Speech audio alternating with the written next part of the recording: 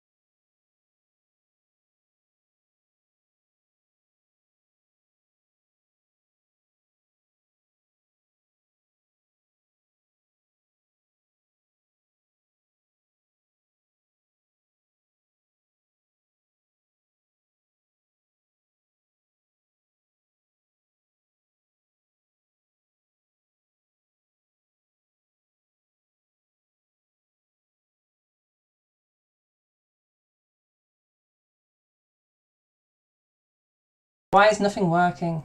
Oh, there we go. We have... What the hell? When I open the settings, it starts working again. Okay, what if I just set you to that? Now do you still work? Yes, okay. YouTube now has my voice And let's just check if it has the right stuff for this as well. Because I'm pretty sure it doesn't. Properties, default. What would this be? Thank you for taking the time to do this. We are a patient bunch. I appreciate it. I do appreciate you being super patient. Okay, if I just put that on speakers for now, that should work. I really hope that works. I am patient as well. Okay, that was very helpful because that shows me that the thing isn't working properly. Oy, Dios míos. Also, Why I do you like have... your hair. Thank you. It would be... Oh, what would it be? What would it be? What would it be? Hang on. We want cable output, VB audio, virtual, something. I want to have voice like you. Oh, awesome. Well, stick around and you'll find out how to have that. Okay, maybe that works. Okay, we're real. YouTube might not be able to hear the various Discords properly because my OBS is like completely messed up right now. I don't know why, but it's the case. Okay, so you can hear everyone speaking on YouTube too. Okay, that's fine. That's fine. I think you're just hearing them through the microphone itself. So I'll have to make sure that that is going to work like that. Okie dokie. So, hello. Finally, welcome everybody to the voice modification workshop. Welcome YouTube, welcome the Discord. Let's get into stuff. So firstly, some workshop rules and etiquette. This is mainly applying to people in the Discord servers, but some of it applies to YouTube chat as well. Firstly, make sure that we're being really respectful to the learning environment. So I want people to be like not messing around with different stuff with a Discord. For those that do have permissions to do so, obviously don't mute people, that'd be really annoying. Try to keep distractions to a minimum. And yeah, make sure we're being really respectful of our fellow attendees. So I don't want everybody to be critiquing other people's voices in a non-constructive manner. I don't really want people saying that like other people's voices sound feminine or masculine because that's not very constructive. It doesn't really tell them what to do. Rather, feedback should be like, oh, maybe you need to raise your larynx more, or your larynx is a really good height right now. If you're not sure, leave it to me. That's what I'm here for. And lastly, make sure we're keeping things on topic. So I don't need people like randomly shouting out just what they've been up to this weekend or what's happening in Lego right now. That's all that came to my head. Keep things nice and on topic. We're talking about voice right now. We're talking about voice modification. And yeah, we want everybody to be able to learn from this. So yeah, just keep this a nice place for everybody to learn lots. Cool. Okie dokie. Also, at the end, we do have a section where people can just shout out to get some feedback. I'll explain it more when we get to that portion, but just if you're looking for specific feedback and help, wait till the end and we're going to go through absolutely everybody that wants it. So yeah, you will have the opportunity to have that. Okie dokie. Okay, so who am I? Who is this lady that's talking to you right now with the fucking awesome hair? My name's Zara. I'm the owner of Trans Network and I am the voice teacher in Trans Network. There's a whole bunch of links over there right now.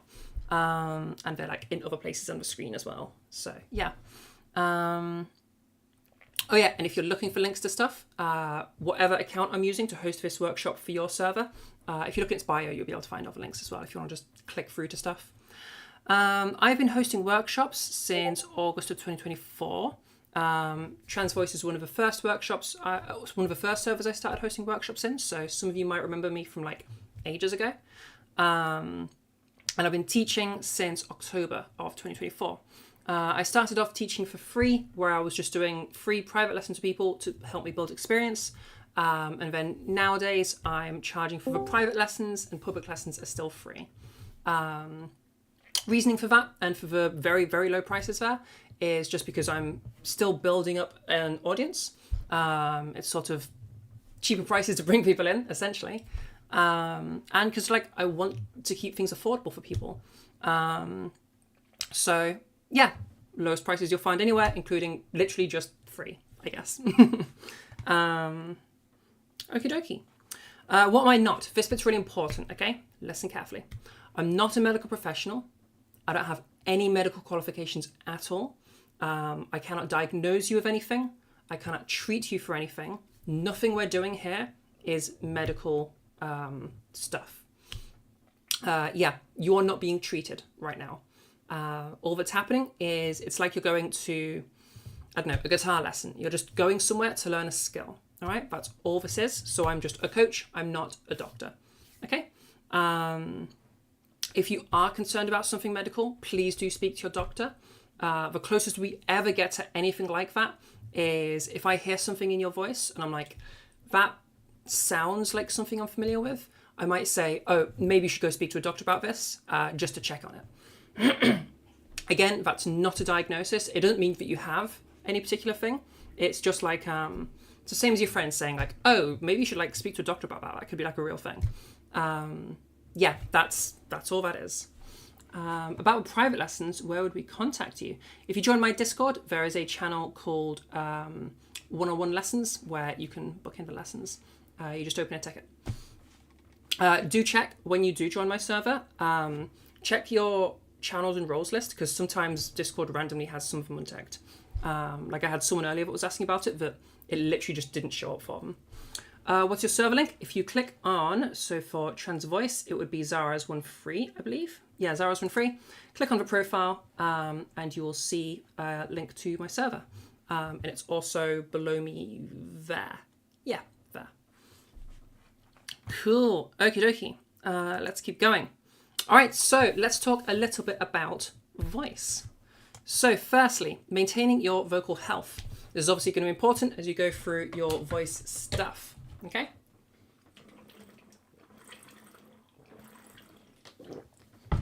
And this will be the reminder for all of you to stay hydrated. If you haven't drank any water since I last told you to drink some water, then drink some now. If you didn't drink any when I told you to, definitely drink some now. Drinking water and staying hydrated is really, really important for your voice. Your vocal folds and your vocal tract in general is a very delicate set of instruments. So we really want to keep it hydrated because it's a part of your body. Keeping it well hydrated is going to help you maintain flexibility, which means you'll be able to do more. It helps you with mucus production because we do need some protective mucus along our vocal tract. It's going to keep you healthier and it's generally an important thing. So make sure we're staying really hydrated. You'll just be able to do more. And that's going to help you. Keeping relaxed. Keeping relaxed is going to be really important because we want to be avoiding things like strain and tension. This voice that we're like learning to use right now isn't something that should require effort, not physical effort anyway. It might require a lot of thinking effort, but physically this isn't difficult. So you're going to hear me spend this entire workshop speaking as the way you hear me. It's not going to be any more difficult than it would have been if I was using my unmodified voice, my original voice. Yeah, nothing is going to involve you tensing any muscles up. All of it's just you staying nice and relaxed and loose. By staying relaxed, we allow ourselves to, again, stretch out more, move into more different areas. Excuse me. I'm having a mucus issue right now. Yeah, it's going to help us stay nice and relaxed. Staying nice and relaxed is going to help us to do all the things that we want to do with our voice. Okay. Warm-ups. We'll go over how to warm up in, I think, the next slide. No, a few slides to come. Warm-ups are really useful, just like really anything that you do with any of your body. Warm-ups increase blood flow to a particular area. Now, our vocal folds I mentioned earlier, they're really small and delicate, so we really want to make sure that we have that extra blood flow coming in. That blood flow helps, again, it will provide for moisture to keep them hydrated. Because when you drink, you don't directly hydrate your vocal folds because it goes down like the water and food hole, not the airway hole, otherwise you choke on it. So when you swallow water, it has to go through your through your esophagus into your basically into your stomach, go through all your digestive system, where eventually it will be absorbed into your bloodstream. Then your bloodstream, blood flow goes to the vocal tract, and finally your vocal tract gets hydrated. So there's a bit of a delay there. That's why I had you guys drink in advance, so we can like counteract that. But also doing warm-ups, because we've increased blood flow, we're going to bring that hydration and really anything else that your vocal tract is needing. Blood is how your body provides resources to the different areas within it. So yeah, make sure you're doing warm-ups. And lastly, make sure you're having fun with this. Voice training can be a very difficult thing, and it can stress people out pretty easily. So try to be relaxed about it. Try to just have a bit of fun, and it's just going to make it a much easier process on yourself. By having fun, again, it'll help you to stay relaxed. It'll help you to not like tunnel vision super hard. It'll help keep the dysphoria at bay. And yeah, everything just becomes much easier if you approach it from a more relaxed and just having some fun with some silly voices kind of approach. Yeah. Okay, things to avoid. These first ones, not a super big deal. The latter ones are going to be more of a big deal. So, spicy foods. Spicy foods contain a molecule called capsaicin. Capsaicin is the thing that allows you to taste the spice, like the literal spiciness is the molecule capsaicin. It like binds to your tongue, and that's how you taste it.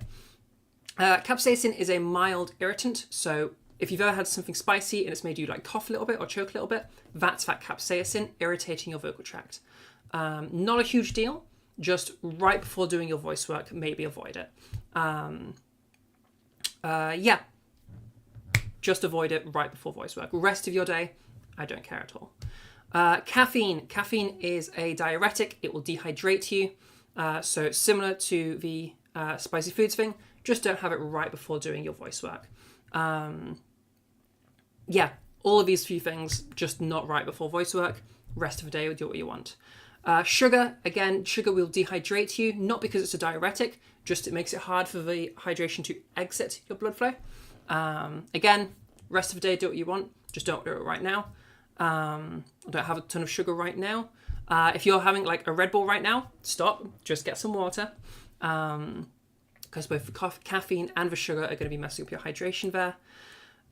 Dairy. Dairy is a bit of a weird one. Dairy just promotes mucus production. Earlier, I said that mucus production was a good thing, but we don't want just excessive mucus production, which is what dairy is going to provide. So you're just going to have more and more mucus, regardless of whether you need it, you'll be making more of it. So again, avoid a ton of dairy right now. Like a pint of milk, probably not a good idea. And ice cream right now, probably not a good idea. Rest of your day, do whatever the heck you want. Okay.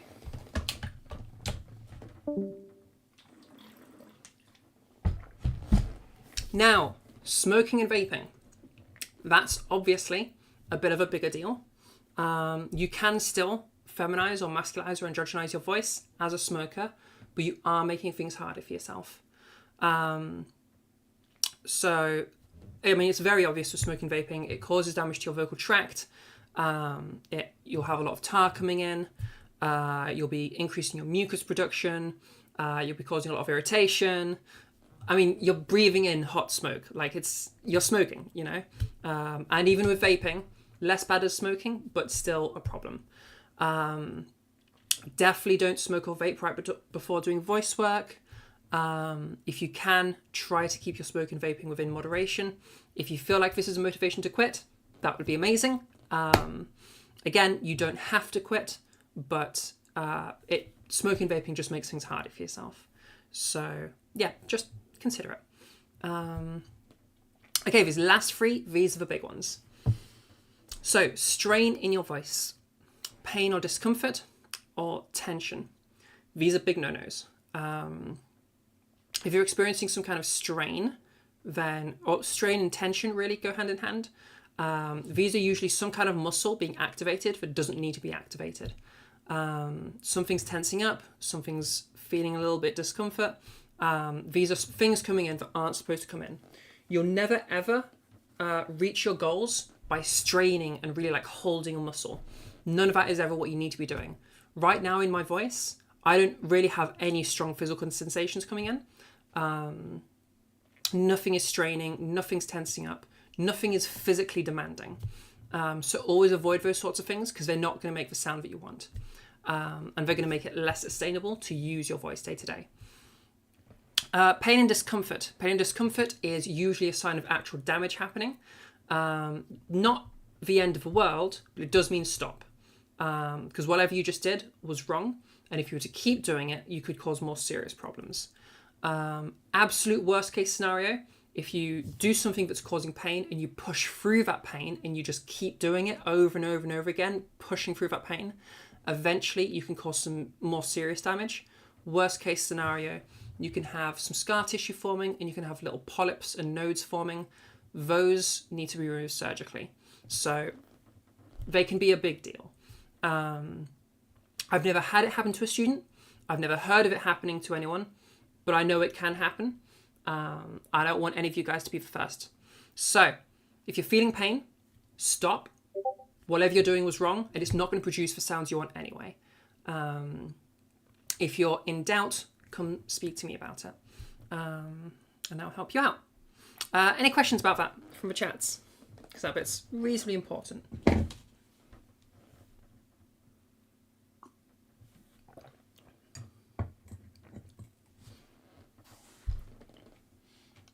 Anything in any of the chats? I do not see anything. Okie dokie then, let's keep going. So, Can I yeah? drink cola? Cola, probably not such a good idea. Cola's got quite a lot of caffeine in it and it's got quite a lot of sugar in it. By drinking Coke, you are dehydrating yourself. Like you're literally, like your net hydration is a negative when you're drinking something like Coke. So avoid that one. Do I have streamer mode on, by the way? No, I don't have streamer mode on because otherwise I can't see anybody's names. You're going to have to put up with some pings, I'm afraid. I suppose I could quickly set things to do not disturb. Can I do that real quick? Or is that going to be annoying? Yeah, I can do that quickly. We can do this very quickly. Do not disturb and do not disturb. Okay, there you go. No more pings. Yeah, 24 hour. Do you want to do it? Why is this one not? Okay, that one should be working. I don't know if it actually is. Cool. Okay, let's keep going. You can get caffeine and sugar-free Pepsi/Coke. Yeah, those might be something you can do. I don't know much about them, so I'm not going to make a comment on them. Yeah. Okay, let's talk about how your voice actually functions a little bit. Before we do that, I will fix this one, this Discord. Why is this? Okay, perfect. Yeah, how does your voice actually function? So, I'm going to teach you a model, like a really nice and simple model called the power source filter model. It's a very simple concept, essentially. Imagine the air in your lungs as the power to your voice, okay? Or like the fuel for your voice, all right? That air travels up from your lungs and into your vocal tract. Inside of your vocal tract, there is a little box of cartilage called the larynx. So we call this the voice box. And inside of there are the vocal folds, okay? If you look at the GIF there, you can actually see those arrows pointing towards, they're symbolizing air coming up, and then these little flaps that are opening and closing, and they're creating sound. So we call this the source, because now that air has sound being added to it, because the air is being vibrated by these vibrating vocal folds, all right? So that's the source, because that is where the sound starts, all right? Now from there, we have these sound waves being produced, and they bounce around our vocal tract, all right? And we can move around the different parts of our vocal tract to change the way that that sound bounces around it. And by changing how the sound bounces around, we can filter that sound, change it into words, different sounds, things that are beyond just like pitch or like a single tone. So when you hear me talking right now, I don't just sound like a series of tones. I have words, I have shape to my sound, all of these different things, different phonetics, all of that is happening because I'm manipulating the things in my vocal tract. Mainly my tongue, my teeth, my lips, all of these things are shaping the sound to become the end product that you then hear. Okay? So that GIF there is a really good demonstration of it. So you see that air coming up from the trachea, that's for power. You see those vocal folds that are turning that air into sound waves that are then pulsing through. So there's the source. And then those sound waves, you can see them bouncing around through the nasal tract, through the oral tract, all of that until eventually it's projected outwards. So there's filtration happening. Okay? Alrighty. So, what does testosterone do to this process? So, there's a few main things that happen. Firstly, those vocal folds that are opening and closed and producing the sound, they start to thicken up. Alright? By thickening up, they start to, as they close, they'll spend a bit more time closed and a bit less time open. Because if you can imagine a thicker thing with more mass, we're having a larger collision and it's taking more effort to pull it apart again. Okay? So you end up staying closed longer and it takes more effort to pull them apart, so you spend more time closed than open. Okay? In terms of what that does to your voice, it starts adding a little bit of buzziness to your voice. Alright? So now you can hear in my voice, I've added a little bit of buzz. Well, I've added a lot of buzz, but my mic is probably only picking up a little bit of a buzz because it's not a great mic. But this is that thickening happening to my vocal folds. So hopefully you can hear that buzziness coming through. And yeah, that's what's happening there. We also have a vocal fold lengthening. This one we don't worry about too much, but essentially your vocal folds, as they lengthen apart, they're able to get to lower pitches. We'll talk about pitch a bit later. Really, pitch doesn't have much of an impact on your voice, almost at all, in terms of gendering. Main reasoning for this is just people's pitch moves up and down constantly as they talk. So we don't really have a super strong vibe in terms of just our human perception. We don't really connect it to gender super strongly. There's a slight bit of gendering to it, but it's very, very minimal. If I was to just go with my voice right now and start decreasing and I start decreasing the pitch, my voice doesn't really sound masculine right now. It just sounds lower pitch. And if I go and I start talking up here, this doesn't sound more feminine. It just sounds higher pitch. Or if I drop down to my unmodified and I go and I start talking at this higher pitch, this doesn't sound more feminine now. It just sounds like a higher pitched masculine voice. So yeah, pitch really doesn't have a huge impact. The last thing though is larynx lengthening. Essentially, your larynx, that bit of cartilage I mentioned earlier, when it's exposed to testosterone, it will drop down and it will stretch out. By stretching out, that's why we can see the Adam's apple, because if it hasn't, everybody has an Adam's apple, it's called a laryngeal protrusion. But if you've been exposed to testosterone, it will stretch out, so now we can see the Adam's apple poking through the skin a little bit. And that has this kind of effect on the voice, okay? So things drop down, they have a bit of a larger sound. Literally, your vocal tract has become larger. Think of it as like an elevator. We have that bottom where the source is, and it's gone down, which means there's more space between it and the exit, being your lips, okay? So this is what it sounds like to have that lengthened vocal tract. If I was to then add that, if I was to then add that thickening to it, now I have a more typically masculine voice, where I have that lowered larynx and I have those thick vocal folds coming in.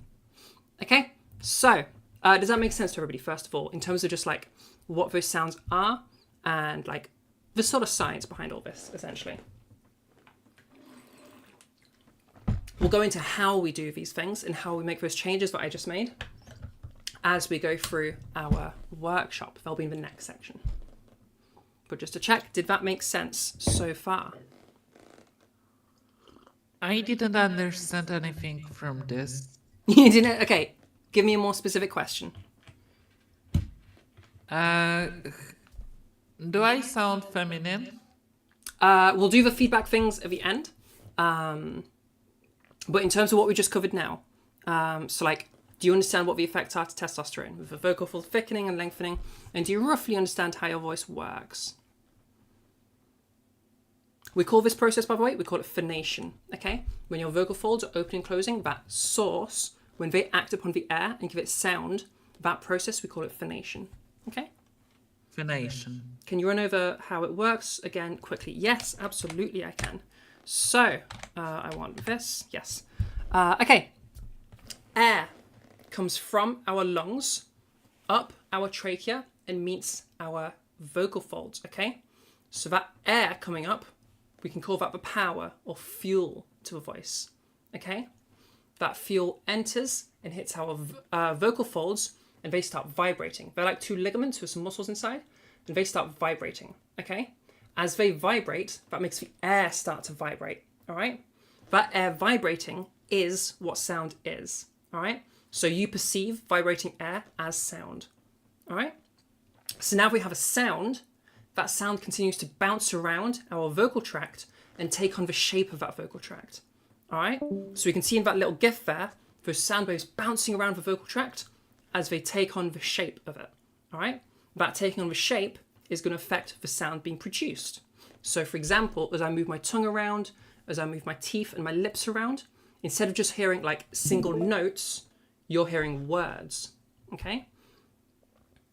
And we can even further change that with different areas of the vocal tract as well, which as we go into here, that larynx lengthening, that's also part of your vocal tract. So as the vocal tract gets larger, okay, from the larynx going down, we can then, now we have a sound a little bit more like this, okay? So this is what happens when my larynx gets lengthened. If I then thicken up those vocal folds as well, also through testosterone exposure, that's going to give my voice a bit more of a buzzy sound to it. So you can hear that buzziness in my voice. And then the vocal fold lengthening is going to drop your pitch down a bit. And those are all the things that come into testosterone exposure. Okay? And those are all the things that we're going to learn as we go on through the workshop, how to start reversing or how to emulate if you're trying to masculinize your voice. Does that make sense? As a quick recap? Yeah, cool. Okie dokie then, let's get into how we do these things. So, first things first, we're going to be doing some softies. Softies are going to be your warm-up, all right? Now, it's a big scary word, but it's not as scary when you break it down. Softies stand for semi-occluded vocal tract exercises, all right? Semi-occluded, all that means... No, my camera's died. I forgot to plug it in. Dang it. This is what happens when I can't use the proper camera. Let's really quickly see if a proper camera wants to work or not. Camera. Proper camera. No, why isn't the proper camera working? Okay, that's super, super annoying. Okay, camera will return soon. Hello? I think somebody's mic has just gone a little bit funny. If we keep mics muted for now, that'll probably make things easier. Camera action. Your voice is breaking up super hardcore. Yeah, I would suggest muting your mic and typing the question because that's going to make it a bit easier for me to see it and answer it. Cool. So, yes, semi-occluded vocal tract exercises. Essentially what that means is, with semi-occlusion just means a partial closure, all right? So we've got a partial closure in our vocal tract as we do a little bit of exercising. So I mentioned earlier that power source filter model. If you think about that power and source interaction, we have all of that air pushing up through our vocal folds. So that's a lot of air pressure that they're under. That means if you were to try and stretch them out, you're stretching them out in a high pressure environment. Not the best idea. So what can we do to combat that? Well, by having a partial blockage somewhat at the front of the vocal tract, as all that air comes through and up to the front of your vocal tract being your mouth, if they meet a barrier, that partial closure, that air is going to rebound and start going back again. By that air going back again, it's going to meet the air coming up and they're going to start to cancel each other out a little bit. Your end product being that when your vocal folds are doing their thing, they're going to be under much less pressure. Okay? Does that make rough amount of sense to people? So I know that can be a little bit complicated when you first approach it, but it starts to make sense once it clicks. Camera is coming back really soon. See how the air comes up, it meets that barrier, which makes it rebound and start going down, which means it cancels out some of that air pressure that's pushing up from your vocal folds. All right? You have that like upwards pressure and that downwards pressure. meeting each other and cancelling out a little bit. So the end product being that your vocal folds are under much less pressure, and we can stretch them out a little bit. So there's a few different ways that we can actually do this, but they all like come around us making that partial blockage. Okay, my camera comes back real soon. Let me just start it up again. Okie dokie. Okay.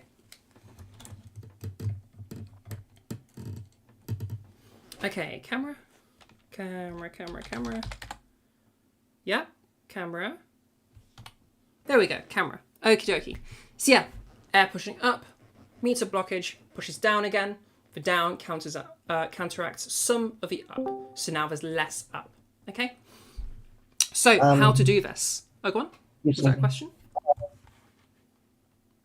Oh, new person joining. If we can keep mics muted for now and ask questions in the chat, and there'll be opportunities to unmute and do stuff as we go. So the best ways are, the best softies are going to be the ones that have the maximal amount of air pushing back. You can see that little graph there. That shows you what the best ones are. We're going to go through some of them. So lip trill is probably the most convenient one. It's one that most people find easiest. It's one I usually recommend for people.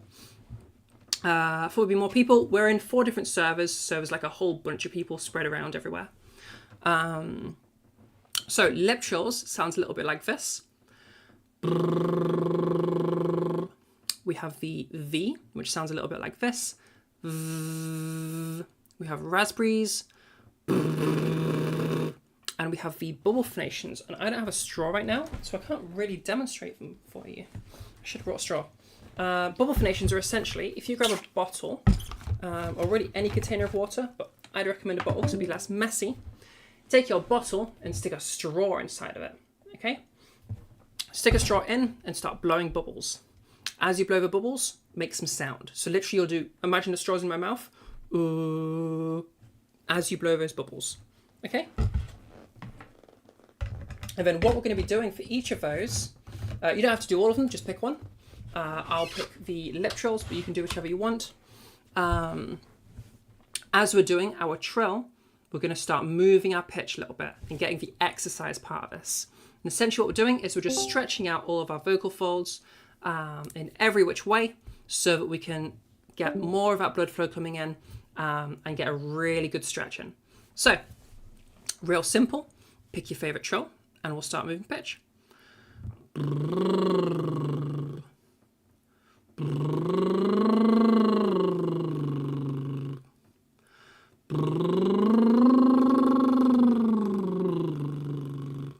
You can see what I'm doing is I'm doing a small movement and I'm going out and out and out, further and further and further, and you keep going until you've hit the maximum pitch range, both high and low, because we want to be going lower and lower and lower as well. So just further and further out as you do your lip trills. Okay? Any questions on lip trills so far, or any of softies so far? Has that roughly made sense to people? At least how to do it.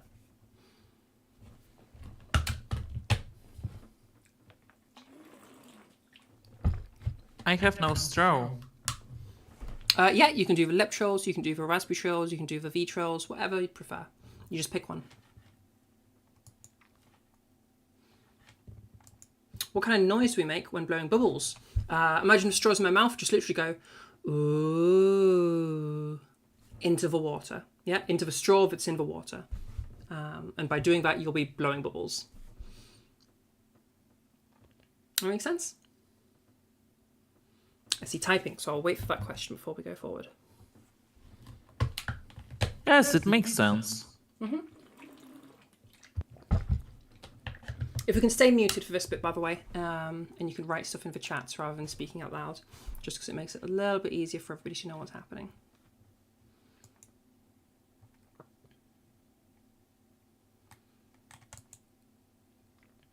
Okie dokie. All right, so let's all have a go at this together. So for this little bit, if everybody can unmute, and we're going to all do whichever trill you want to pick, you can choose. But we're all going to do one together, okay? We're going to go, I'll do a demo, and then you guys will do it together, all right? So 3, 2, 1.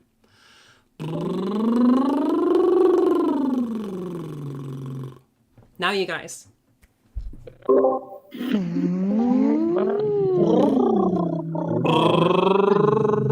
Nice. Nice. Well done, everybody. Okay, remute again. That was really good. Well done. Perfect. Okay, so now I'm going to do a full set of them, and you can copy me while you stay muted at home. All right? Just because it'll be really chaotic if we try to do them all together. So I'm going to do a full set. We'll just do I do it, you repeat, I do it, you repeat, but keep yourselves muted for it because otherwise nobody's going to know what's happening. Okay? Typing out lip troll. True. Okay.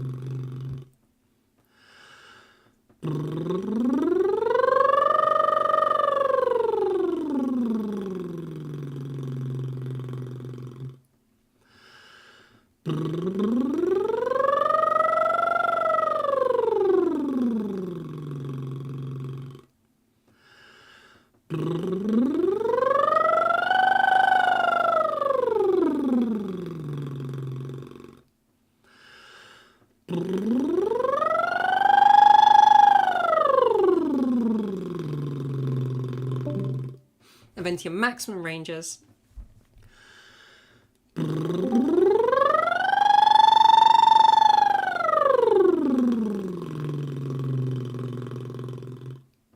then in the end, I like to get a little bonus stretch in where we're going to go up to the top and we're going to do a siren sound. That'll sound like this.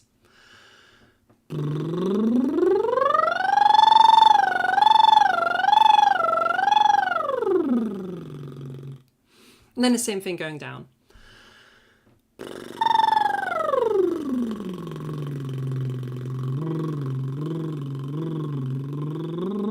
Sorry?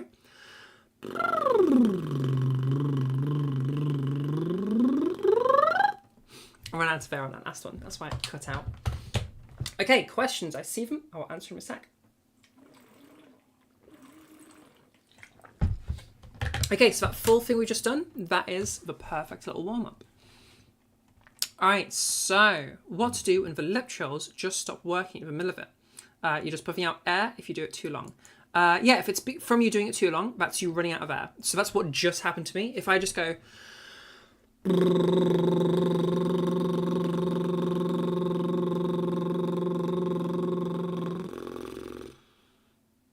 I ran out of air at the end, so it all kind of fell apart. So yeah, make sure you're taking big enough breaths in between, and make sure you don't take so long that you end up running out of air. You'll find as you go into the lower pitches, you usually lose a bit of air over there. What you can also do is try to stabilize the air pressure in your mouth a little bit, the air pressure behind your lips, by just pushing on your cheeks. Pushing on your cheeks lowers the volume in your mouth, so you need less air to build up that pressure. All right. So yeah, just pushing on your lips a little bit helps to stabilize things. It can really help to maintain the lip trilling. Are you going up slowly over time? Yeah, exactly. Oh, for demonstration purposes or for new people? This is for everybody. Or would you go up as higher sooner if, for example, you're siren a few times too? So kind of warmed up already. So this is the full warm-up. So you start off with a small movement and slowly build out. So everybody slowly build out as the warm-up. Because to start off with, you're not warmed up. So you just do small movements. And as you're warming up more, you do bigger and bigger and bigger.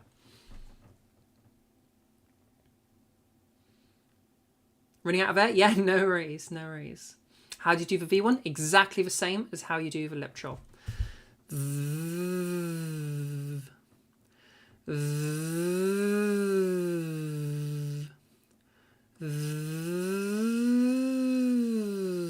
and so on and so forth. So it's the exact same.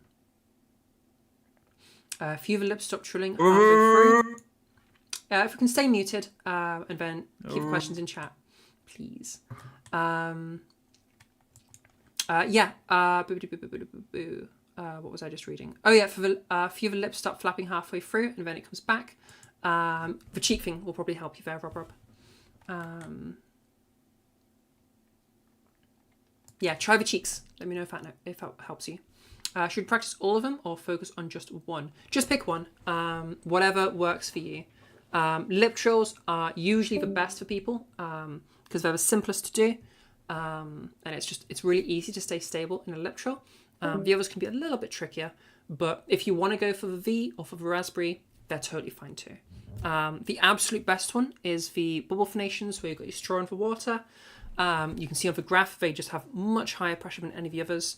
The only reason why I don't like push them as you should always do these is just because they're annoying. If I set you that as homework, you won't do your homework, essentially. Because when you're doing them, it means you need a bottle of water with you, you need a straw. When you do it, you're guaranteed to make a mess. Like everybody that did the bubble phonations right now, tell me how much mess you made.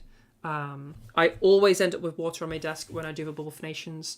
They're just inconvenient. So I go for lip trills because they're the most convenient and easiest for people. So yeah.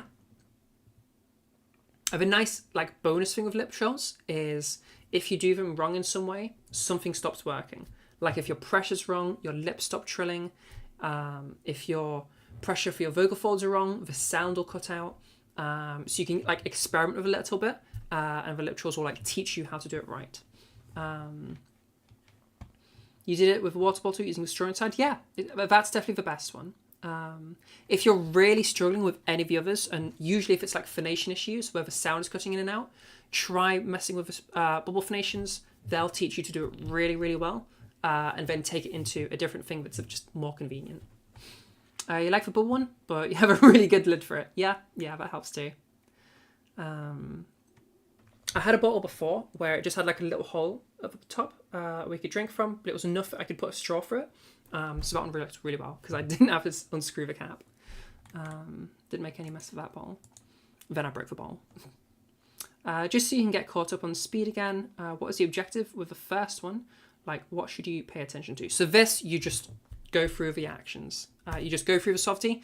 This isn't changing your voice in any way. All this is doing is it's a warm-up. Also, a little added hidden bonus of softies is they will help clear out any mucus in your vocal tract, any excess mucus. So for those of you that have dealt with morning voice can be really, really annoying. The issue with morning voice is essentially as you sleep, your vocal tract, it slowly builds up with mucus. Normally that mucus is gotten rid of in your day-to-day life because you swallow it down. As gross as that sounds, it's how you work. And you have these little cilia, which are little specialized cells along your vocal tract that have these little hair things that push up all the mucus to eventually be swallowed down again. But when you're sleeping, all of that stops. So you have mucus building up.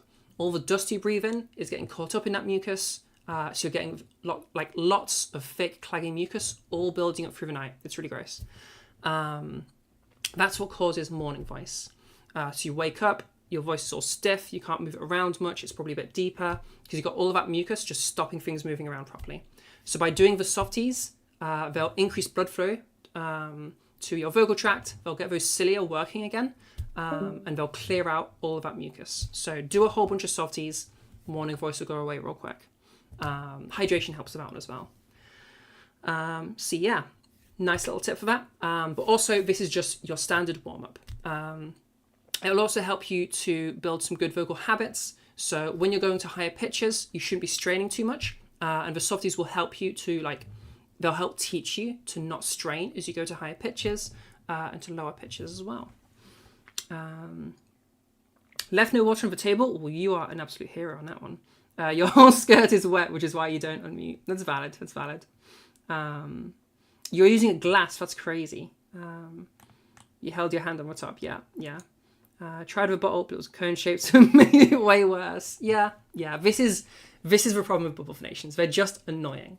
They are the best thing on like a technical level, but they're so freaking inconvenient because you splash water everywhere. So yeah. Okie dokie. Any more questions about softies?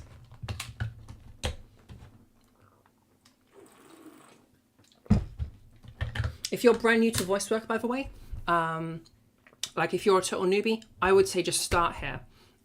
Spend a week or two just doing softies, because they'll help you build up some really good vocal habits and some really good vocal hygiene. So start off, just do your softies for a couple of weeks before moving on to the next thing. Softies aren't going to change your voice in any way. All they're going to do is help build those good vocal habits, that good vocal hygiene, to make sure you're staying nice and safe as you go forward. And then as you go forward, they're also going to be your warm-up. Vocal hygiene, yeah. So these softies, like I was saying earlier, are going to help increase the blood flow to your vocal tract. By increasing that blood flow, everything that your vocal tract is currently needing, it will be provided with. So if you currently have some damage that I'm not aware of, because I haven't like examined all of you people, if you have that going on, the softies are going to help you heal quicker, because they're increasing just resources being provided through your bloodstream. They're going to get things like functioning more, because it's like with any muscle. Like as you activate that muscle, it's doing stuff.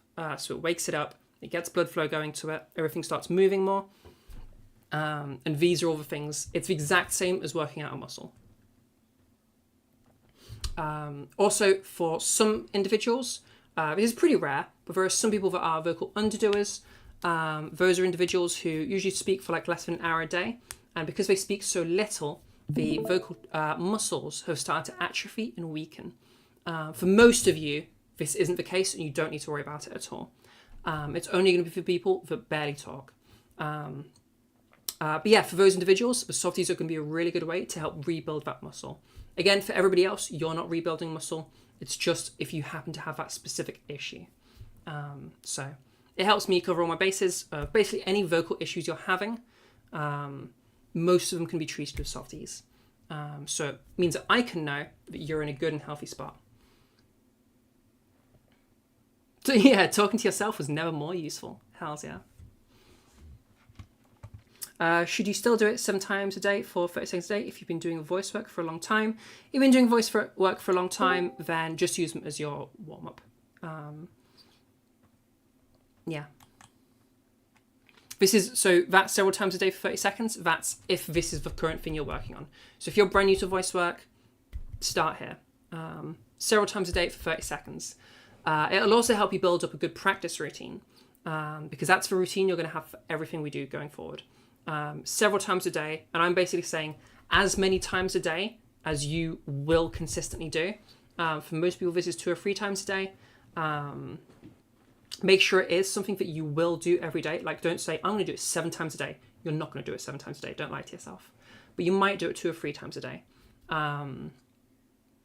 So, yeah. 2 or 3 times a day.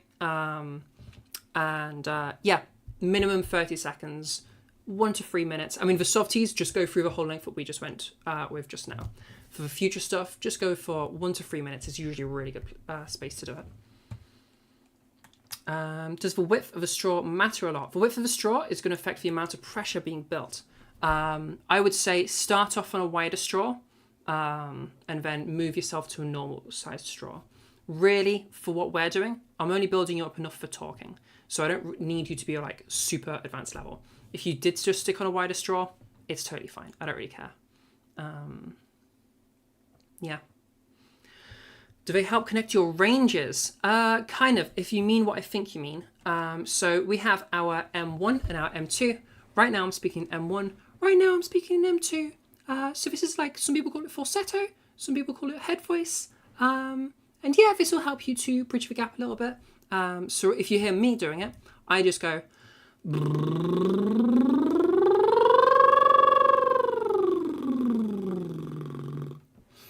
Some of the most perceptive of you might have heard when I switched from one to the other, because there was always going to be some sound to it. But most of you probably didn't even notice where I switched from M1 to M2. So yeah, the more you do it, the more it's going to smooth out. For most of you, it's going to sound more like, can I do this on purpose? So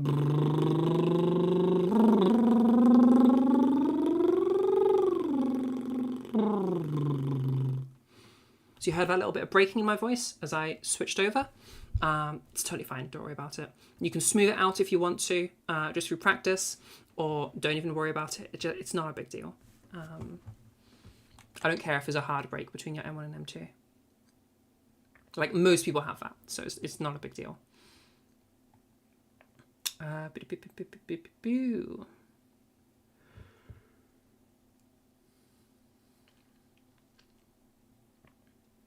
You still do it even though you're fully finished? Yeah, it's a good warm-up. And it's good for your voice.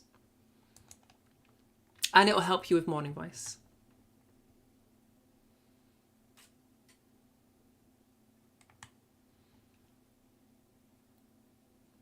Okay, cool. All right, let's keep going then. Just checking for any more questions. Cool, okay. Let's move us on then to our first actual modification, all right? So this is assuming that you've been doing your softies for a week or two. The softies are now going to become your warm-up as we go into other stuff. So weight/glottal quotient. I mentioned earlier the idea that your vocal folds, when they get exposed to testosterone, they thicken up a bit, all right? That thickening, as I said earlier, is going to add a buzz or like a meatiness to your voice. So right now, I don't have any buzziness to my voice, but if I start doing something like this, now I have like a whole bunch of buzziness to my voice. Hopefully you guys can hear that okay.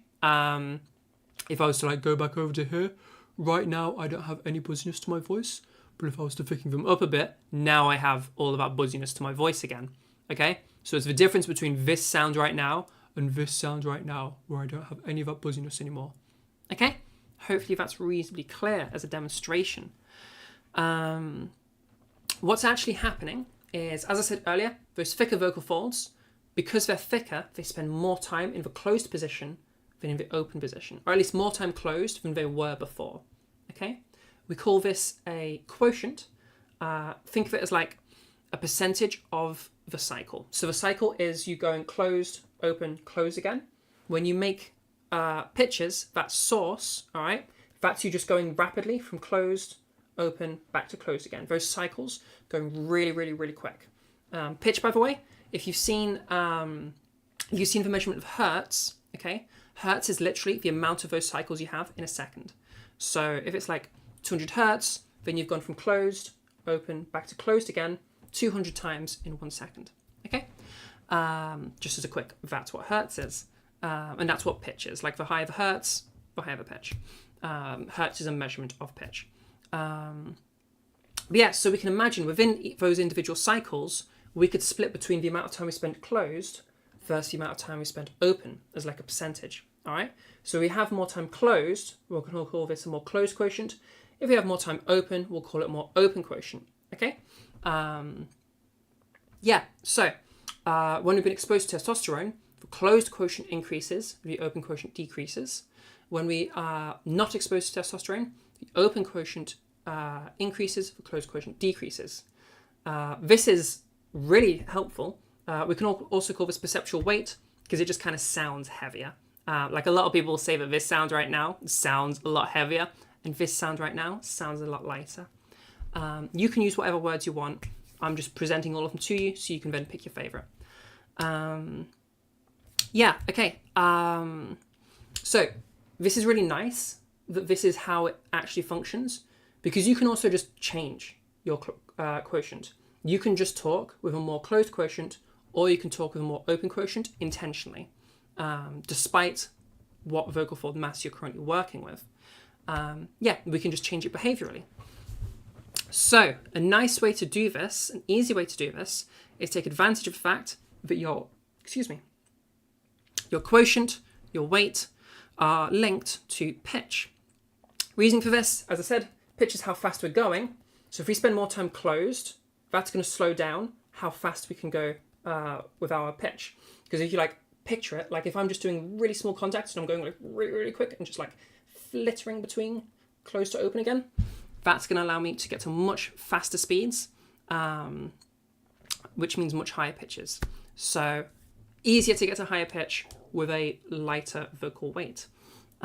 Easier to get to lower pitches with a heavier vocal weight, or a more open or closed quotient, respectively. So we can take advantage of this for a nice little drill to help us figure out how to actually do this. What I want you to do is, this is going to be for the ones people going for a lighter vocal weight, okay? You'll start off with a lower pitch, and we're going to go for a really heavy vocal weight, okay? Or if those go over here, and then from there, we're going to start dragging that pitch upwards, and as it goes up, we're going to try to find that light vocal weight. If you're struggling, just keep going higher. Eventually, you'll end up in your M2, where you have to have a light vocal weight, okay? So it'll sound like this.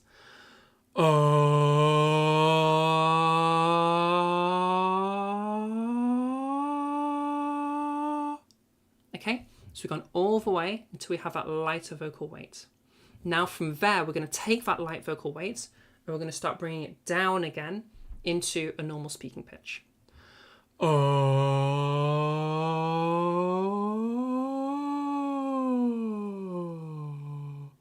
then we'll try to take that into our talking voice. So now we have that really nice, gentle and light vocal weight in our voice, okay? Or if I was to do it from here. And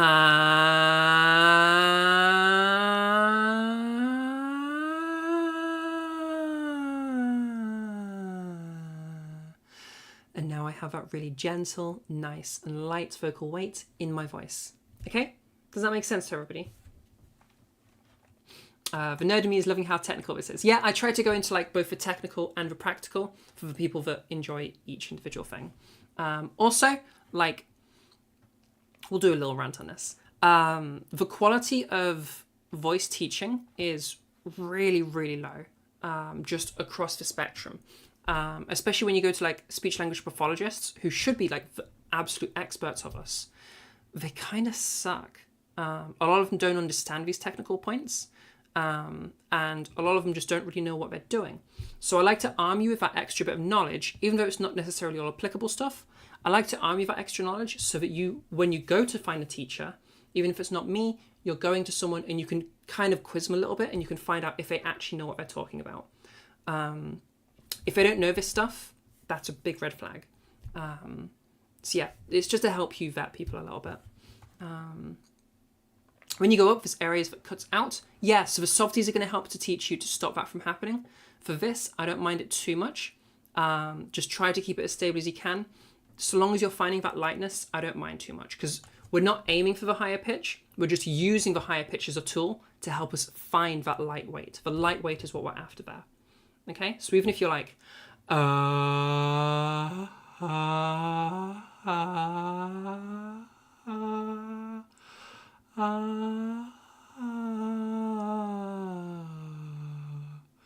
now we're still able to take that nice and light weight out of it, that's still fine. It's not ideal, and you should aim to like even those things out so you can have a bit more control, but ultimately it's not a huge deal so long as you're getting that lightness, because it's the end product that we're going for there.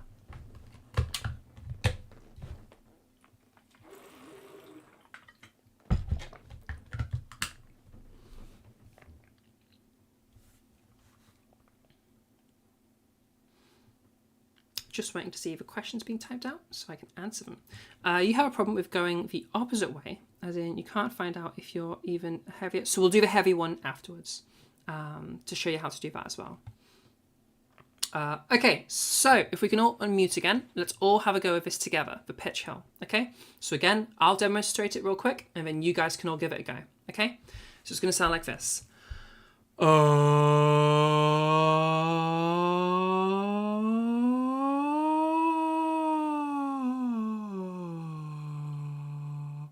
1, 2, 3, 4. Try to really take that light sound into the counting to 4. Okay? All right. Everybody unmute. And we're all going to do it together. Whether you're masculizing or feminizing, we're just going to do it all together so that everybody gets to join in. Okay? All right. Go for it. 1, 2, 3, 4. 1, 2, 3, 4. Nice. All right, great. Well done, everybody. All right, remute again. That was great. Okay, now the masculizing version, okay? And also let me know in chat if you had any difficulties with that. Okay, the masculizing version to get the heavier vocal weight. What we're going to do is we're basically going to do... Oh, Blue, I think you're getting some mic leakage, audio leakage. If you could mute real quick. Cheers. So yeah, we're going to do the opposite of that for doing the masculizing. What exactly are we targeting exercise for weight? It's not simply pitch, you know that. Yeah, so listen to my voice again. Listen to that. You can hear there's a lot of buzziness to my voice right now, whereas right now I don't have any buzziness to my voice. So we're aiming for that light sound, okay? So if I do it again.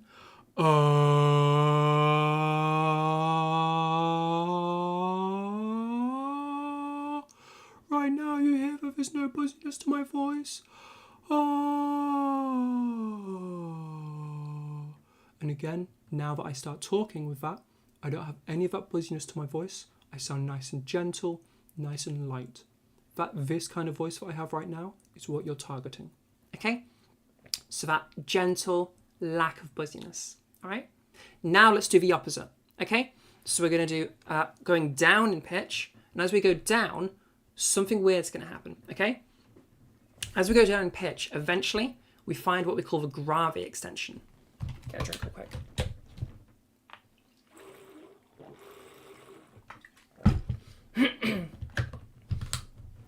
Yeah, as we make our way... Whoa, that was a weird little squeak there.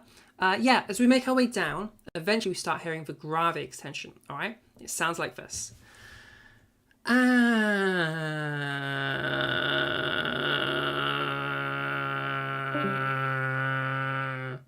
Okay, that's the grave extension. Your sound gets weird, sludgy, some fry starts to come in, some really heavy weight starts to come in. So what we're going to do is we're going to go down into that sludgy zone. We'll grab that sludge and we'll drag it back up to a normal pitch, okay? Specifically, what we're trying to target is that the heavy vocal weight. Excuse me. But if you have a fry coming up as well, at first, not a big deal. Just let it come up with it. As you get more advanced with this, you can start to separate that fry again. But early on, don't worry about it at all. So a full jaw sounds like this. Sorry.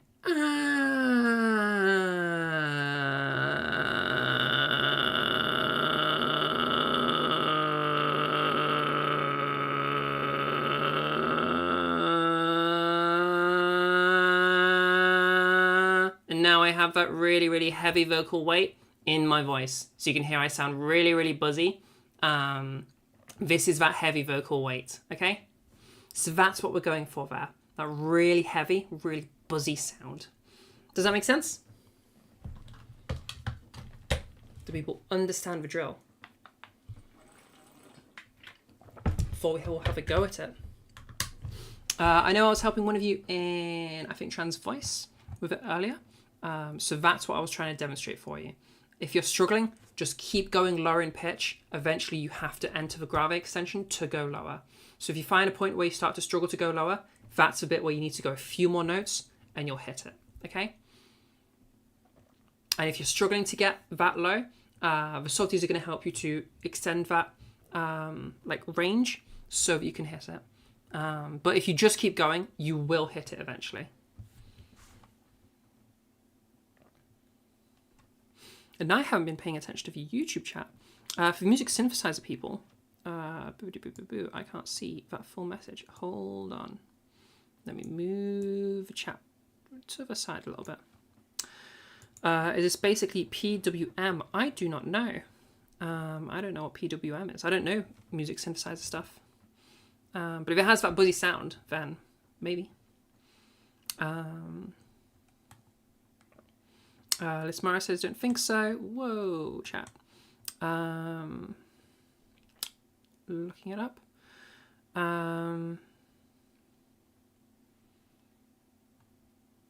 Okay, so apparently PVM wave is something similar to open/closed cycle of the glottis. The vocal quality sounds different though.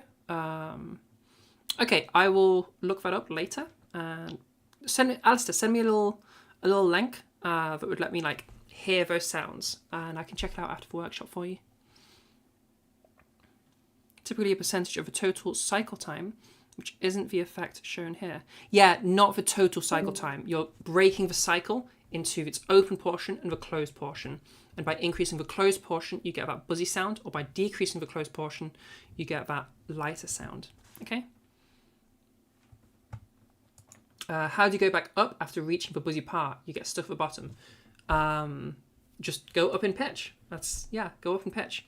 It might take a little bit of figuring out, but try to like hold that buzziness as you just increase your pitch again. So again,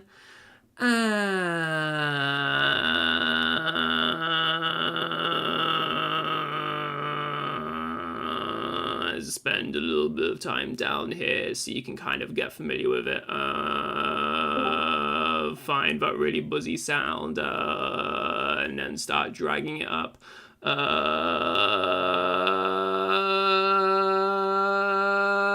And now I have that really buzzy sound in my voice, but at a normal talking pitch. Okay?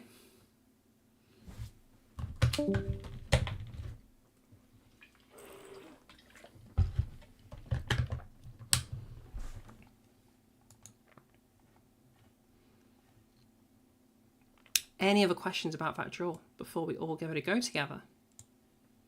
And again, when we all give it a go, I want both the masculizers and the feminizers to do it, so we don't feel like there is nobody doing the masculizing version. Because I know usually we get less masculizers, and I don't want them to feel like on the spot or pressured because it's only them doing it.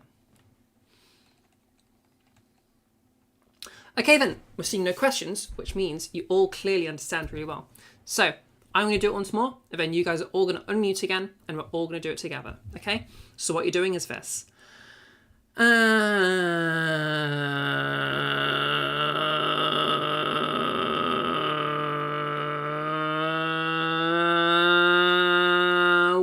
2, 3, 4.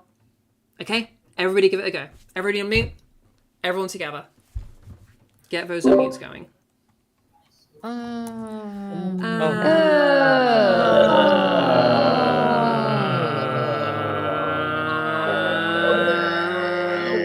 2, 3, 4. 1, 2, 3, 4. 1, Nice. 2, 3, 4. Nice. Okay, well done, everybody. Remute again. If you're having any issues during that, type them in chat and let me know. We'll do a little bit of fixy fix. Well, we have a huge turnout in trans voice. That's freaking awesome.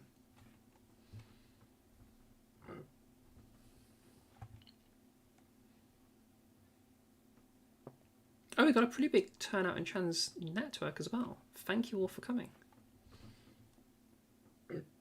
How do you go from R sound to talking? Just by saying words. Exactly like try it not in the jaw, just going 1, 2, 3, 4, and then try it with the jaw. 1, 2, 3, 4. You're probably going to find that you struggle at first, and it's going to need a lot of practice. It's really common that you're going to start to like revert back to your default a whole bunch when you try to go into the talking. As you keep practicing, that'll start to even out a bit, and you'll do a better and better job holding it. Now, for us, we did the 1, 2, 3, 4 just to make it simple for me listening for you guys and to make it simple for you to like copy what I'm doing. But in your actual practice, I don't want you going 1, 2, 3, 4. I want you just talking, okay? So in actual practice, pick a topic and just talk about it. So to just demo that real quick, it'll be like, and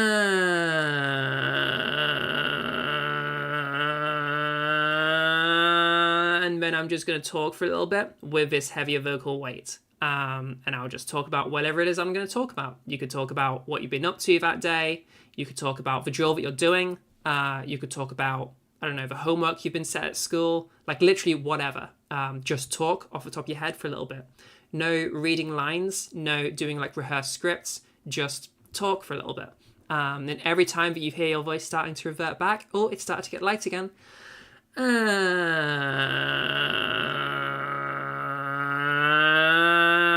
Okay, and then I'm going to continue with what it was that I was saying while I've got this nice and heavy voice.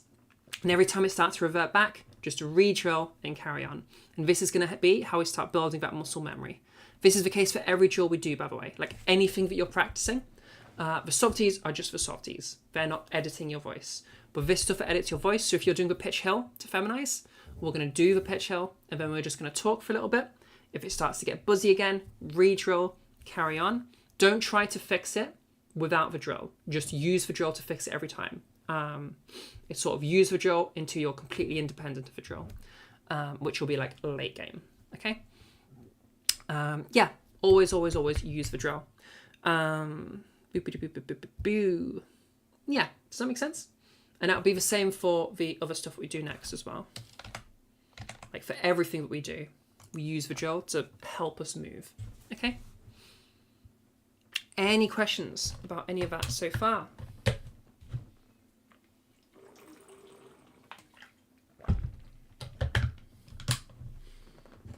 Oh, I gotta finish. I think my tea's already gone cold.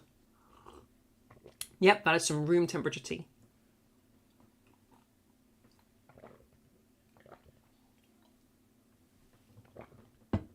Yeah. Okay.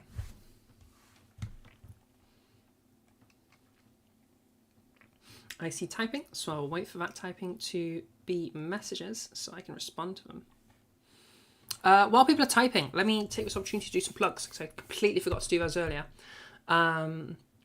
If you are learning stuff from this workshop, heading over to my Discord might be a good idea. Over Discord is where I do the lessons. So I mentioned earlier, it's £20 for private lessons or free for public lessons. So head over to the Discord, and I've got like a whole bunch of resources there. We do some makeup workshops with our makeup artist. We have some feedback submissions. So if you just have a clip that you just want, can you just like give me some feedback on this clip real quick? I don't need like a full lesson. I just need some help with this clip. You just send them through to the feedback submission, and I'll give you some feedback when I can. We also just got a really cool community you can hang out with. Yeah, head to the Discord. It is like the place where everything happens. It's the center of Trans Network. What else we got? This workshop is brought to you by the people that support over at Ko-fi. All of our funding comes from the Ko-fi and the lessons. Lessons are pretty new in terms of like actually charging for them. That's like a new thing we started doing recently. So yeah, most of the funding from Trans Network comes from the Ko-fi. You can hopefully, if I've set it up right, let me check real quick. Yes, you can see the little progress goal bar that we have down there somewhere. We're currently saving up. This is like a brand new thing. I'm saving up to hire a videographer to help me with a full set of lessons for all of you. A full like tutorial series where we go through all the basics of gender affirming voice, how to do trans voice, basically. They'll be broken up into like a series of like 4 or 5 videos, and it's going to be, because right now there isn't really like an up-to-date simple guide that is accurate. There is the Ziana beginners video, which misses a few things that we do these days, and also for a lot of people isn't very approachable.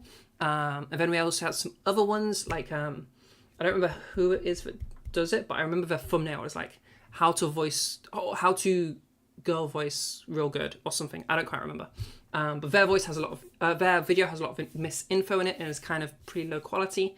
So there's just nobody that has like a good, up-to-date, simple video series. So I want to make it for you. So we're going to hire a proper videographer to help direct it, to make it just as high quality as possible.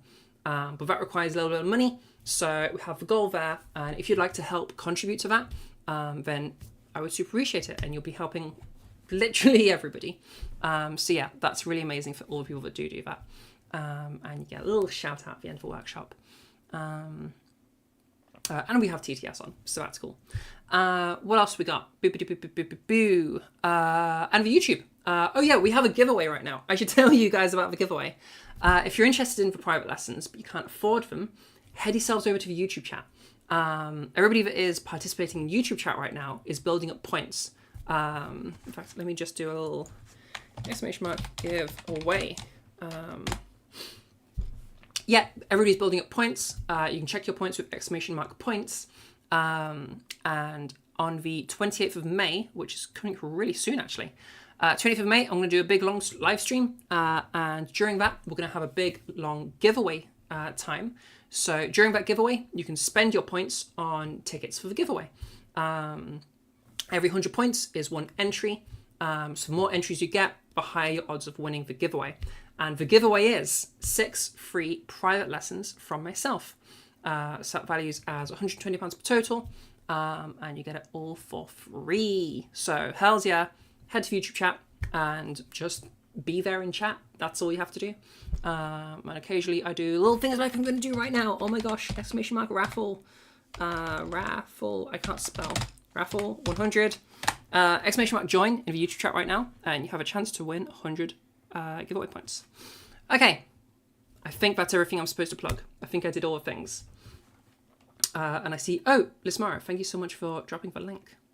Okay, off topic, but are you free for an hour sometime to more thoroughly critique your voice? You'd be happy to pay rather not have voice capture on video. Yeah, head to the private lessons. That's exactly what that's for. What does public entail with lessons? Public lessons are lessons that are, so they're live streamed, recorded, and people get to shadow the lesson. So it will be in like, if you've seen people use public stages in Discords, it'll be in a public stage so that all people can come and listen. Everybody obviously will be muted because that's how stages work. It will just be me and you talking. And yeah, YouTube gets to watch in and listen as well. It means that your video stays up on YouTube, so you get to like go back and watch it again. And then for the most useful ones, I will upload them as videos to be like dedicated videos. Haven't done any of those yet because I'm waiting to do this video series, but I've been just trash at getting it done, which is why we're hiring a videographer, because I need someone to direct me because I'm really, prepared content isn't my thing. So yeah. It's not clear where you go to book. You've joined the Discord. Oh, Lismara, thank you. I appreciate that. You're looking for the one-on-one lesson section. Make sure that you have that ticked in your channel's list. Okay, let's go through. I feel like we had people typing for questions with the weight stuff, but I don't see any, so I guess that's okay.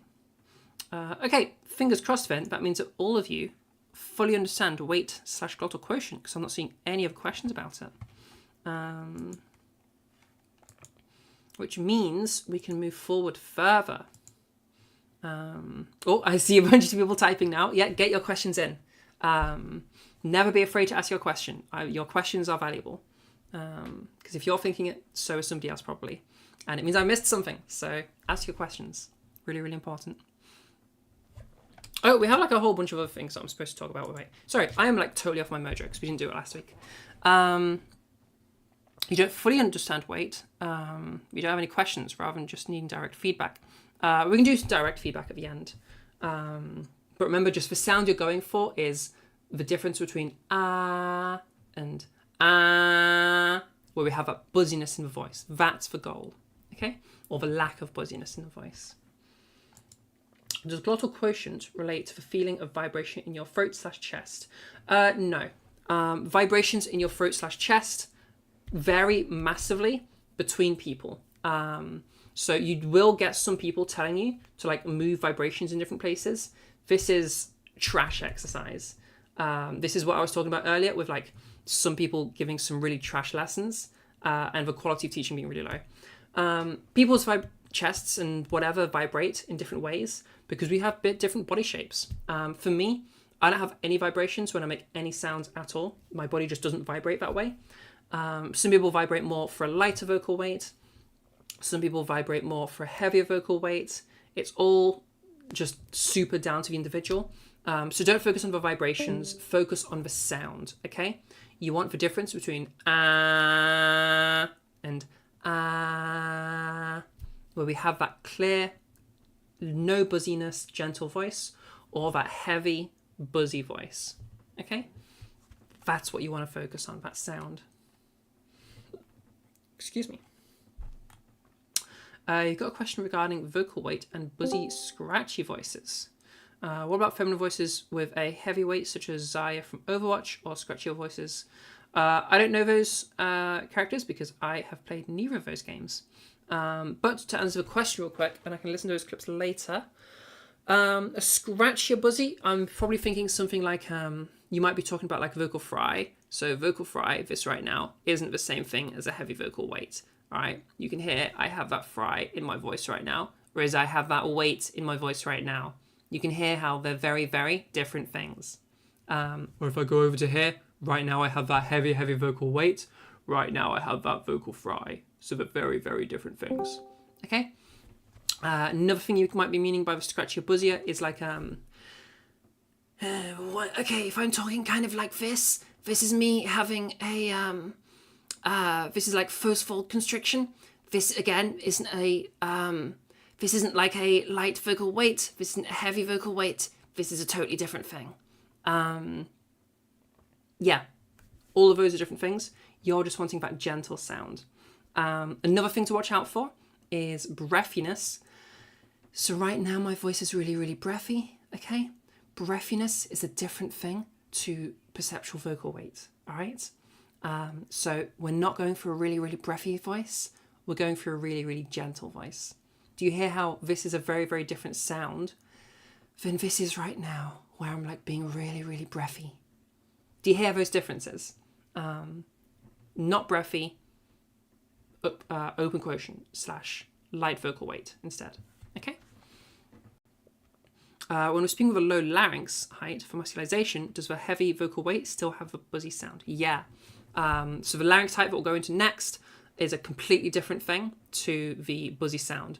When I'm giving you the more like masculine version, like when I'm going like this, where I have a really buzzy voice, all that's happening is I've lowered my larynx and I'm doing the exact same thing. So if I just go from like here, now I have a really buzzy voice, but over here, all I did was raise my larynx there. But we'll talk about more of that in the next slide. Okay, do you got to be trans to do this? No, go for it. You just want to troll people with this knowledge? Yeah, 100%. Do it. Cis people are invited to. Hells yeah. Also, that's really cool that you're here. So, all people are welcome to this knowledge. It is free knowledge. Take it and use it. You think you struggle with differentiation between buzz and just feeling any vibrations? Yeah, don't focus on vibrations. But my explanation was really illustrative. Yeah, I'm glad. Okay, that's awesome. Yeah, don't worry about vibrations or anything that your body's doing. Focus on the sound. The sound is where it's all about, okay? And for our masculizers, a couple of things you might conflate it with, okay? If I was to go like, this with my voice right now, this is me having a lot of like hyper adduction with my voice. It sounds really strained and really forced. This is a very, very different thing to a heavy vocal weight, okay? A heavy vocal weight just sounds like this. But if I'm going like really, really tense like this is me doing hyper adduction, okay? This is me tensing a whole bunch with my vocal folds. Can you hear how they're very different things? A way you can like really play with this is like an extreme is imagine you're lifting like a really heavy weight, like literally, and you're going like, and then you try to talk through that. That's going to be your really, really heavy vocal weight. Okay, sorry, no, it's not a heavy vocal weight. That's you tensing up, okay?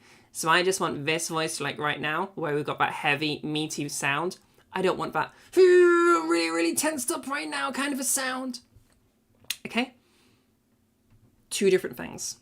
If you're finding that this is either painful or really tiring physically to do, you're probably doing one of those things. Okay?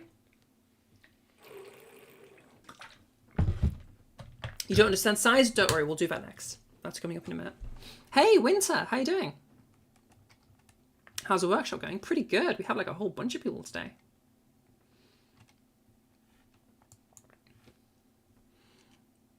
Okay, another couple of drills that we can do for this. I'm not a huge fan of these drills. I would much rather you guys just stick with pitch hill and pitch trough. But for some people, these are a little bit more intuitive. They're not very universal, and they kind of just only work for some people. But if they do work for you, it clicks really fast. So if in doubt, stick with a pitch hill and pitch trough. It's much, much simpler. But I do like to mention these because other people mention them. So it just gives you something to like, oh, we're doing that thing. So the really popular one that a lot of people do is the like holding a baby thing. If I took my camera down a little bit so I can gesticulate, I can act. So you can imagine you're holding like a baby or like a puppy or something. And we're just going to go, ah,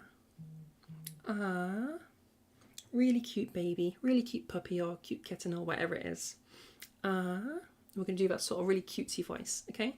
And now we want to imagine, okay, that baby has just thrown up on us. Gross, okay? Now I have a really, really buzzy sound to my voice again, all right? Okay?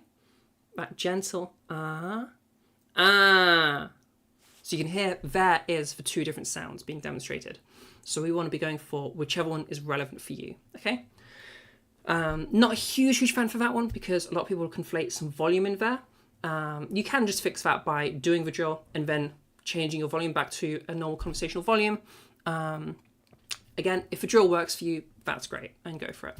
Another one we can do on a similar vein is the ASMR voice versus the sports announcer voice. So in ASMR, we're going to be talking really, really gently. We don't want any of those like harsh sounds coming through for the listener.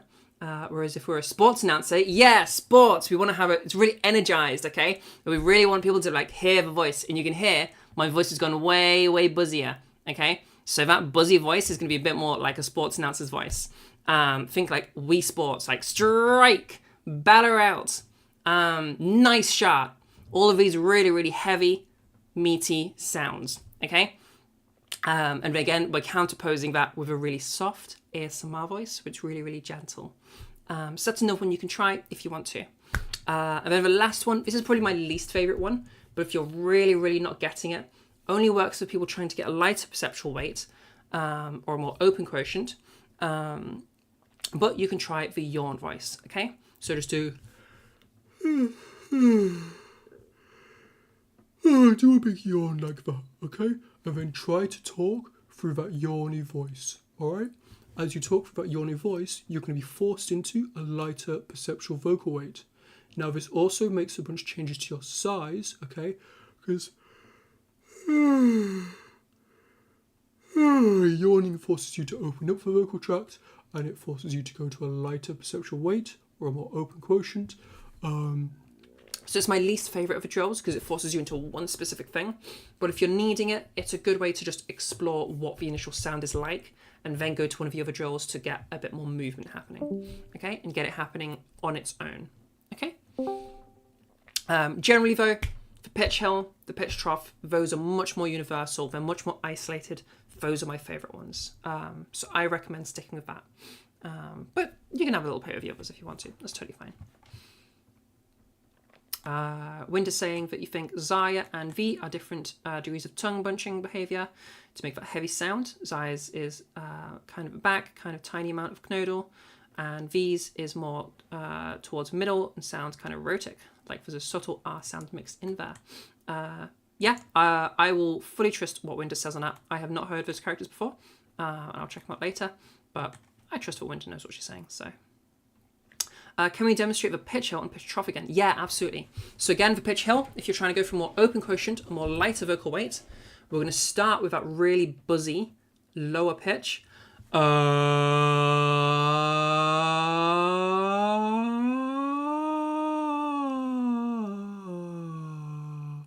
And that's going to take us to that lower, that's going to take us to that lighter perceptual vocal weight in an ordinary pitch, okay? Or if I'm doing it over here,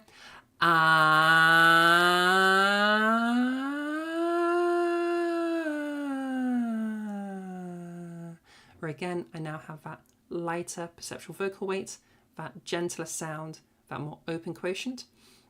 Or if I go the other way and I do the pitch trough, and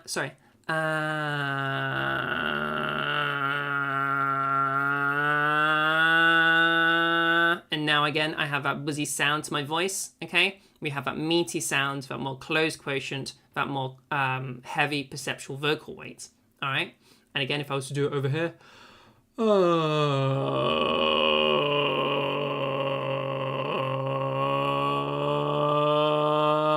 now again, I have that really heavy perceptual weight, that more closed quotient, and yeah, that buzzy, meaty sound, all right? So there's the 2 drills again. Any last questions on that before we move on?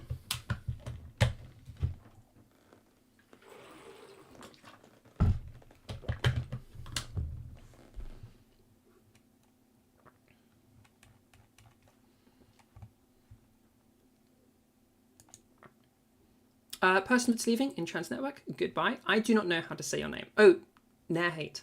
I now know how to say your name. Okay, Nerhate, no worries. Thank you for coming. I'll see you next time. Love a giant water bottle? Yeah. Got this at Home Bargain. 2 litre bottle. This is actually a little bit small for me. I prefer a 2.5 litre bottle, but I keep breaking my bottles because I keep dropping them. According to your speech pathologist, it sounds to her like they're both relying heavily on forward finish 2. Oh, that's on about the clips. Yeah,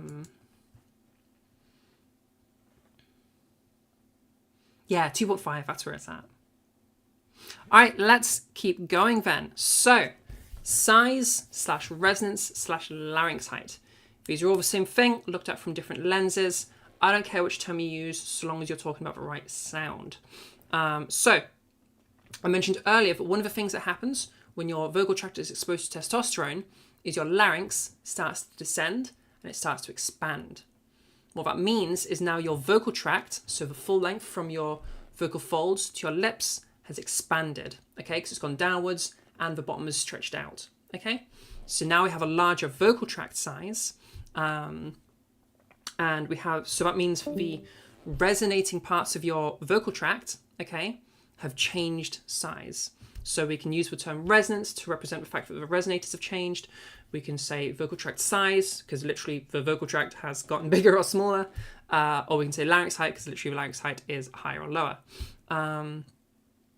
That's what those terms mean. Don't get confused by them. I don't care if you call this wimbo wambo. So long as you're using the right term, or so long as your term means the sound that we're going for, use whatever term you want. I don't care. What this sounds like, okay, again, wimbo wambo if you want it to be, but a lower wimbo wambo wants to sound something like this. A higher wimbo wambo wants to sound something like this. All right? Whatever words you want to use are up to you. But to really demonstrate this, here is your vocal tract, okay? I'm going to make a little tap. And that's a sound being produced. Now I'm going to take that vocal tract. I'm going to expose it to testosterone. Now do you hear how that sound has changed massively? All right? Because we have that much larger chamber that the sound is resonating through, okay? That larger chamber, the sound has bounced around a larger size, meaning it's that filter part that we were talking about earlier, we're taking on the shape of a larger filter, okay? Exposing your guitar to testosterone, I know, crazy. My ukulele specifically, turning into a guitar. Okay, so that is what we're doing. Literally the identical thing is happening in your vocal tract.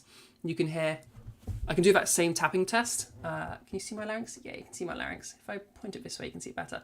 So there's my Adam's apple, which is part of my larynx. If I start off,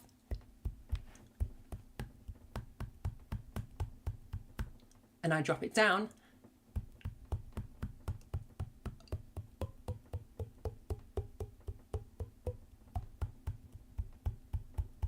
it's really hard to do when you're not looking at a proper mirror. But yeah, so that's literally what's happening. As we move our larynx up and down, we're changing that volume, that vocal tract size, which is going to change the sound being produced. So how do we do this? I'll start you guys off with the big dog, little dog exercise. So the idea behind this is just pant like you're a really big dog, okay? All right, like a big Labrador or a big German Shepherd or something like that. Now, I want you to pant like you're a little dog. It's like a Pomeranian or a Chihuahua, something really, really small. Okay? Now, if I was to add some sound to that, add some phonation, listen to what those two sound like. Do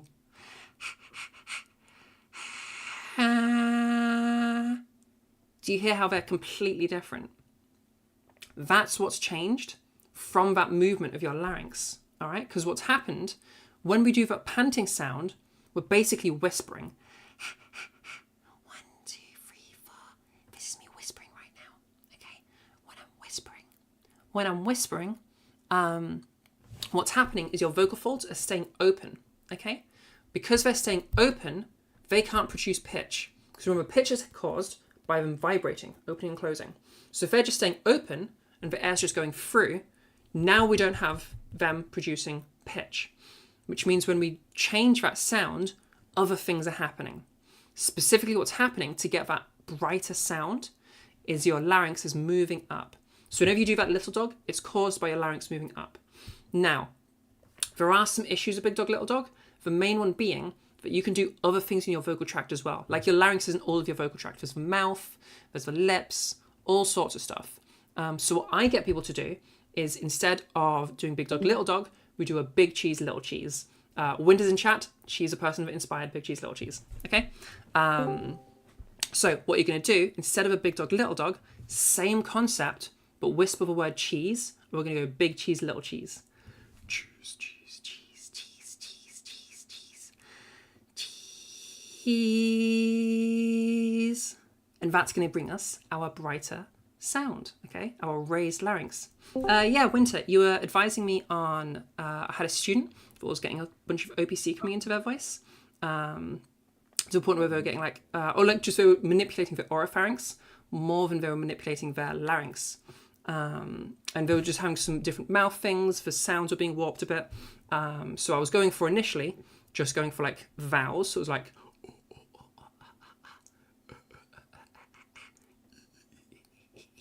and you recommended, make it a word. It'll be way easier for them to like maintain it. And you're like totally right. So we ended up going with cheeses because that everything else is already going to be maximized in brightness. So the only thing you've got less to change is the larynx. So yeah, big cheese, little cheese. If we are feminizing, if we're going for a brighter raised larynx. For the masculizers, if we're going the opposite direction, we want to lower larynx, we're going to use the word paw, okay? So again, we'll start from a small and we'll go big, okay? And then we try to maintain this lowered larynx position, okay? So that's how we do this drill, okay? That's how we manipulate our larynxite. First time hearing about cheese? Yeah, that's the word I went for the feminizers. Hells yeah. Wouldn't you use cat in the last one? Yeah, that'd be a similar concept. Cool. Okay, so cat and coat. Yeah, that would work in a similar way. The E sound maximizes your OPC. So that's why I went for cheese. Okay, so I'm going to do a quick demo of the, I'll go for big cheese, little cheese, but if you're masculizing, if you're going for a lowered larynx position, you go for the little paw, big paw, okay? We're all going to do it together with our respective thing. So if you're trying to go for a more raised larynx, a brighter resonance, a smaller vocal tract size, go for the cheeses. If you're going for the other way around, then go for the paws, okay? I'll do one first, and then you guys can all copy, all right? Cheese, cheese, cheese, cheese, cheese, cheese. Cheese. Okay, now everybody unmute, and we're all going to go together, okay? Get those unmutes going. Let's get some cheeses and some paws. Go, go, go, go, go. You guys were great at this before. Cheese, cheese, cheese, cheese, cheese. Push up again. Okay.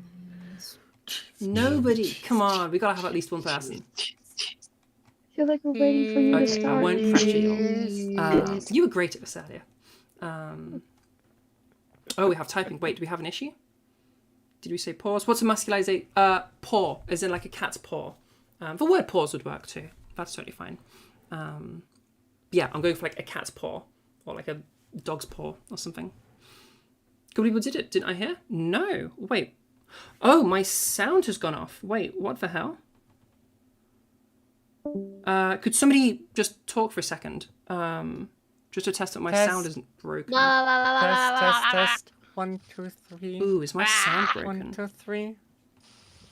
Oh no, what's happening? I'm just going to say 1, 2, 3. Let me just put my. Ooh, that is a problem if my sound is broken. 1, 2, 3. Okay, that's a problem. Why is my sound not working? People are talking. Wait, what? I can't hear anything. What's happened? Yeah, rest in peace sound. Why is this happening? Hardware out is speakers. I'm not picking up any sound. Oh, no. Why is this happening during my workshop? This has never happened before. I don't know how to fix it. Wait, hang on. Oh my gosh. I hit the mute button on my keyboard earlier. I don't know why. I don't know how, but the mute button had been hit, clearly. Okay, I hear everybody now. I'm so sorry. Okay. This time with me actually able to hear all of you. I can't believe that just happened. Okay. We're all gonna do big cheese, little cheese, or little paw, big paw, all together. Okay, I can't believe that just happened. All right, all of you unmute. 3, 2, 1. Cheese, cheese, cheese, cheese, cheese, cheese. 1, 2, 3, 4. 1, 2, 3. Nice, nice. Okay, I heard all of you. That was amazing. Okay, remute again. I can't believe that just happened. I'm glad I found it. Oh, that's a nightmare. Oh my god, no, because it was fine earlier. Yeah, I don't know what caused that. Oh well, it's fixed now. It's fixed now. Okay, you all did a great job. Well done. Well done. If you guys had any issues there, let me know so we can fix it. Okay, let's move forward. So we've done our. We'll go to the next slide first. We've done our perceptual vocal weight. We've done our larynx height. These are going to be the two biggest things in your voice modification journey. Okay, so if I was to do them both together here,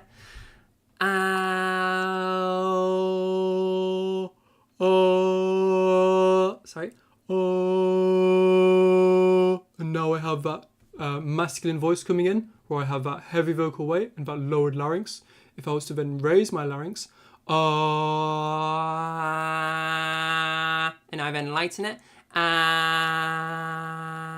now I have that gentle voice in, that's going to be feminization, okay? So our two big things there are dropping our larynx down and adding some weight or some buzziness, or raising our larynx up and removing some buzziness, some weight, okay?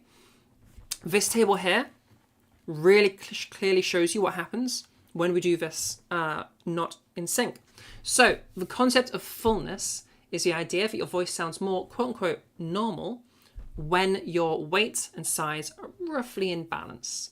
Now we don't need to be perfectly in balance, but the further away we go from being in sync, the more cartoonish our voice starts to sound.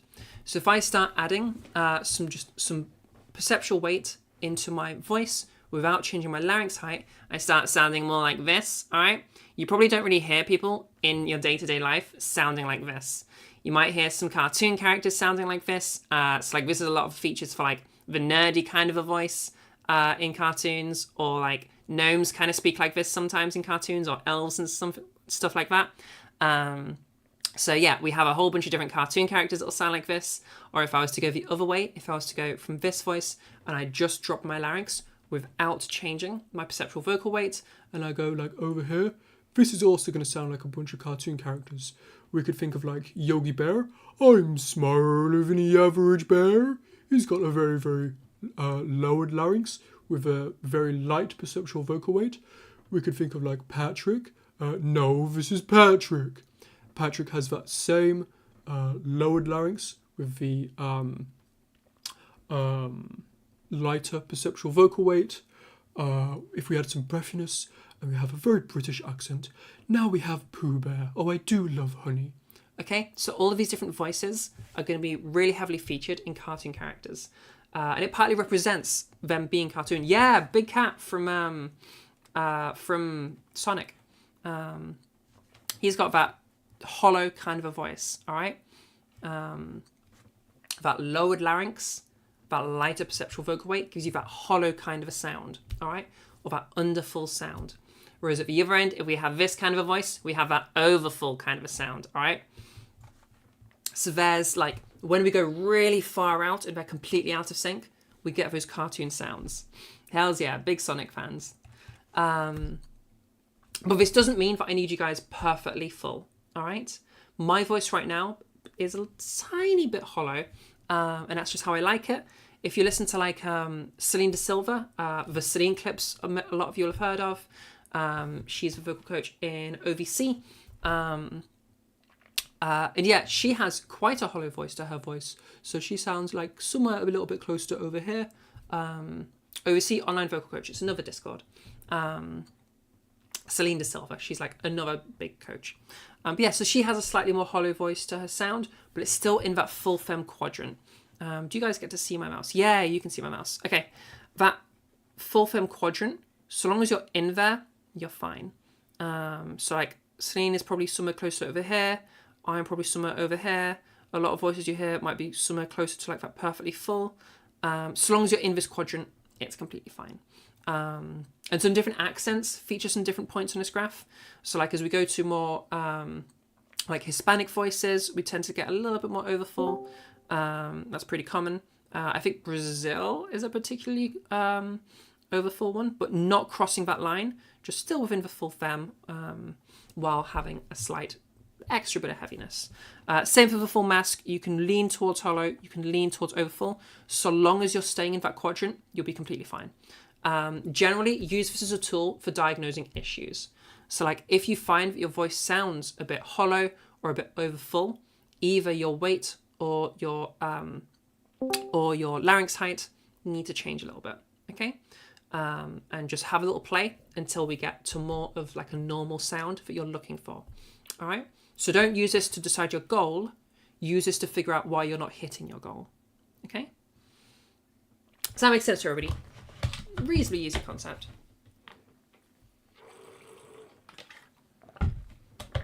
You can also use this graph for just like practicing. So like pick a random point. We'll say go for like the overfull. We'll go from there and then move from overfull to, I don't know, full mask where we're going to drop the larynx height. Then we can go from there to like over to hollow where we dropped out that perceptual weight. And we can then go over to full femme where we've brightened up that resonance, gone for a smaller vocal tract. No worries, Rob. Have a good sleep. Thank you for coming. So yeah, there's fullness. Where can you find this chart? You could screenshot it, I guess, if you want. I think I have the file. I stole this from Trans Voice Lessons. I stole it from a YouTube video because I couldn't be bothered to make it myself in Paint. Do I still have it? I did make one in Paint, but the lines are a bit off. Lol. And I decided it just looked nicer if I didn't have it like that. There's one I drew earlier. If you want to just draw it yourself. Yo, Olivia, recognizing the graph immediately. Hells yeah. There's one I drew earlier. I guess everybody can have one of those if they want it. Drag you. Why can't I? There we go. Everyone gets a copy. If Discord allows me, everybody gets a copy. There you go. There you all go. Everybody gets to have their copy. Sick. The D is overlapping. The D? What D? Oh yeah. Lol. Sorry about that. But yeah, it's a simple concept. I mean, you can just draw it, you know? It's not a complicated graph. Okay, I need the toilet real quick. So you guys can play around with your graphs real quick, and I'll be right back. See you in a sec.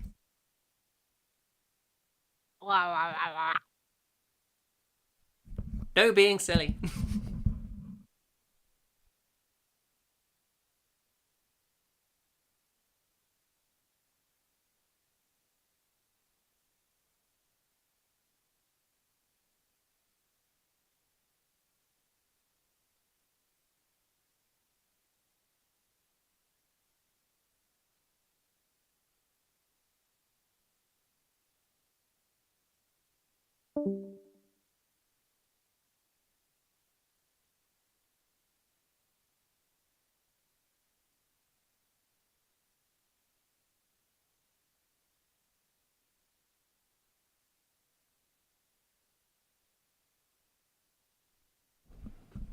love that. As soon as I turn my back.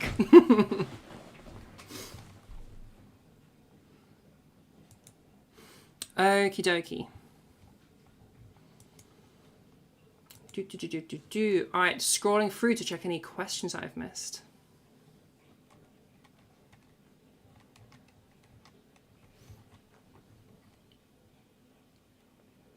Death of a host. Local vocal coach hates whimsy. Get attacked.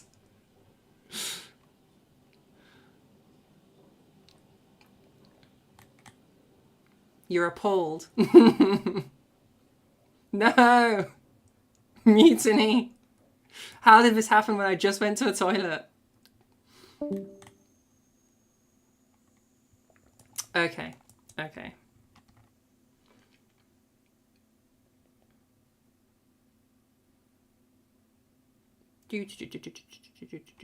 Okay, I'm not seeing any questions, so let's keep going.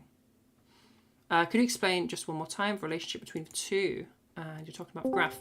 Yes, so essentially the idea is when your size and weight are in balance with one another, that's going to allow a... when your size and weight are in balance with one another, your voice is going to sound more quote-unquote normal. Or more the flip side, as they move further apart, things are going to sound more abnormal, more cartoonish. So if we go for like a raised larynx, but we don't have that in sync with our...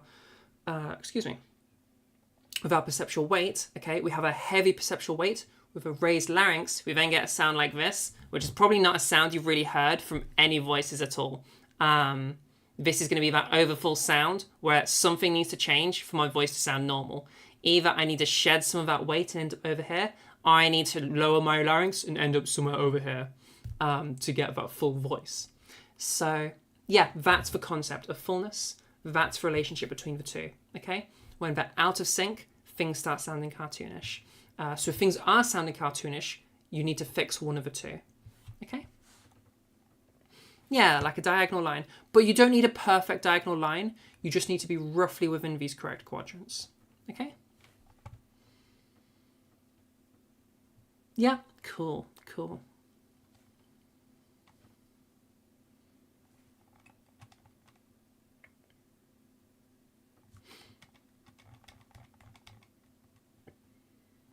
All right, let's keep going then. Boo, boo, boo, boo, boo, boo, boo.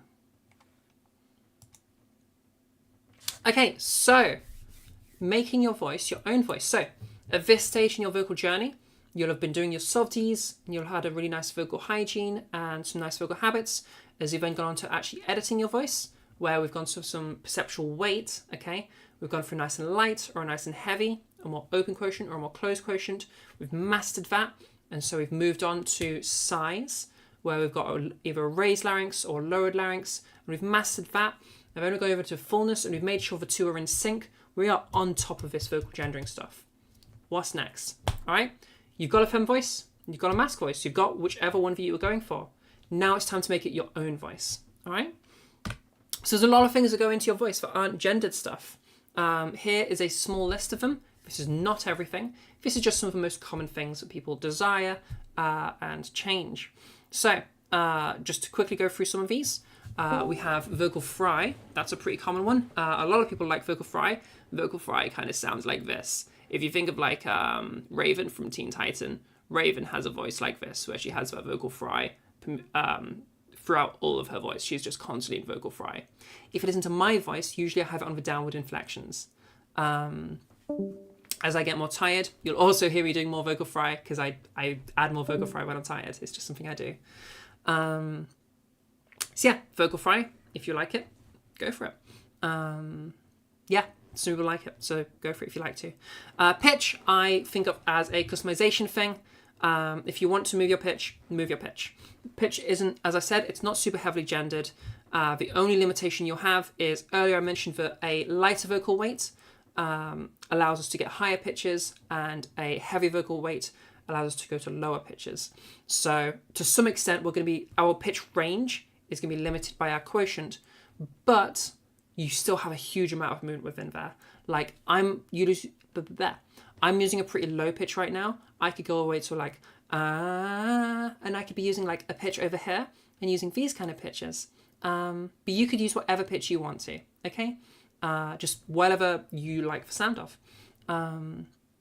As I said earlier, like I have a pretty low-pitched feminine voice right now. I probably spend more time in the androgynous zone, but based on your reactions earlier when we started the workshop, I'm guessing you guys don't hear my voice as androgynous. It probably just sounds pretty femme. And that's because of those earlier things that we talked about, that fullness, that perceptual weight, that larynx height, all right? Those are going to be the big things.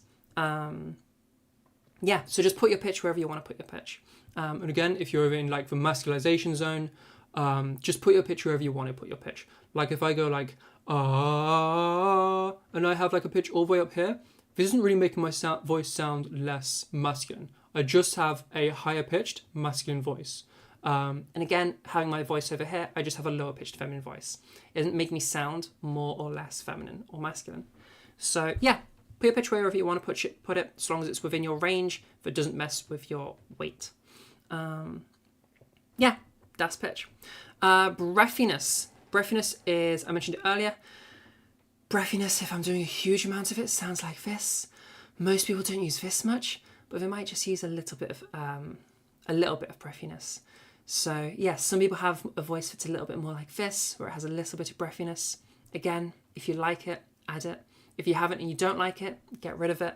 Any of these things, if you're trying to get rid of them and you don't know how, do more so to do less, okay? So if you've got a little bit of breathiness like this and you're like, I don't really want this breathiness, let's get rid of it.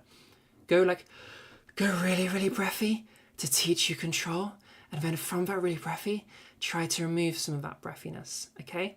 And use that as your way to practice, going more breathy and less breathy and more breathy and less breathy to teach you how to control it, all right? Once you've got that control, you should be able to just remove it and it won't be a big deal, all right? Again, that'll take practice like all these things do. Twang kind of sounds like this, okay? Some people say that this sounds nasally. This isn't nasally. This is twang. It has nothing to do with your nasal tract. This is, to go into like the nerdy stuff, this is your epiglottic folds. Don't worry about it. Essentially what we're hearing is a little bit of boost of brightness, but also a huge boost of volume and just this sort of weird distorted twangy sound. Yeah, if you like twang, you can go for it. Obviously, this is me using it in the extreme, but if I was to just use like a little bit of twang, it'll kind of sound a little bit more like this, where I have like little bits of it coming through my voice sometimes, and it's not super extreme. Some voices that have this would be like the voice actress for Mabel in Gravity Falls has it. It's either Kristen Stewart or Kirsten Stewart. She's a British comedian. One of those names also has a lot of it. The woman that acts Darcy in the MCU has it.